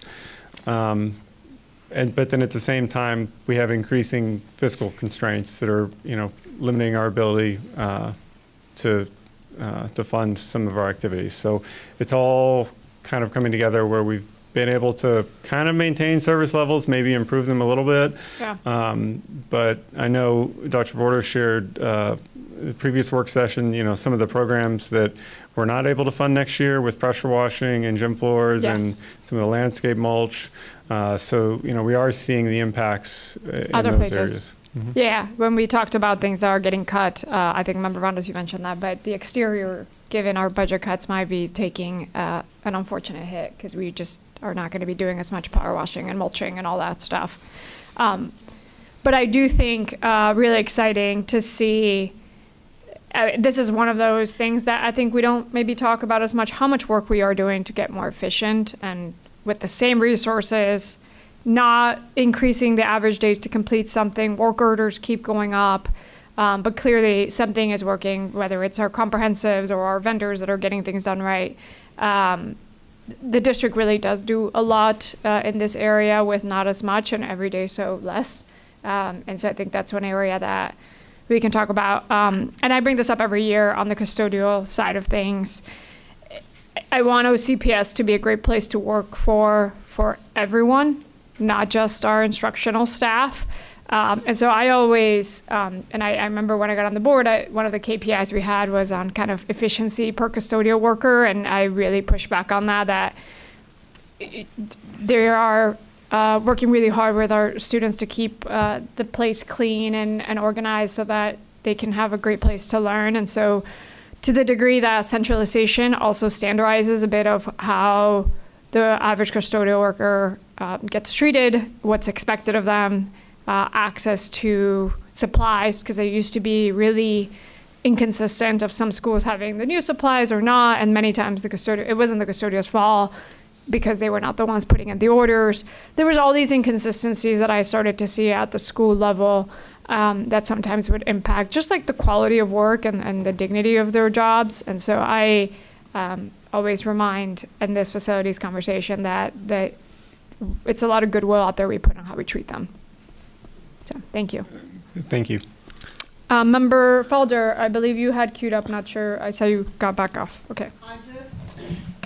Thank you so much, Chair. I just want to sort of say, and I think John probably kind of helped us with that. I remember some years ago when I was teaching at one of the high schools, either Edgewater or either Dr. Phillips, during the summer, the city or either the county hired students, and they were 15, 16, 17, and they worked with, I was in charge of the students that worked at the old Warsaw building. That's the C.R. Smith building that's now owned by the Hope Ministries. And there were tutorial sessions going on with children, and they were going out doing all kinds of work. And the reason why I said what I said is because I remembered that there were a myriad of jobs that they were participating in, that why couldn't one of those jobs be at one of our schools? And they were going to the schools, but they were not. I know I was at Lakeview Middle School supervising a group of children, and there were some at some of the elementary schools, and I can't remember exactly, John, what it was, but they were working, and they were being paid. They were being paying, like, back then, like $1,200 a month or whatever. I mean, it was enough money for them to have to prepare to go to college or to prepare to do whatever they needed to do. But maybe, I can't remember all the logistics, but I do know they were in a lot of our schools. In fact, that's what the job was. It was going to the elementary and middle schools. So, again, I was back in the early 90s, late 80s when I was teaching.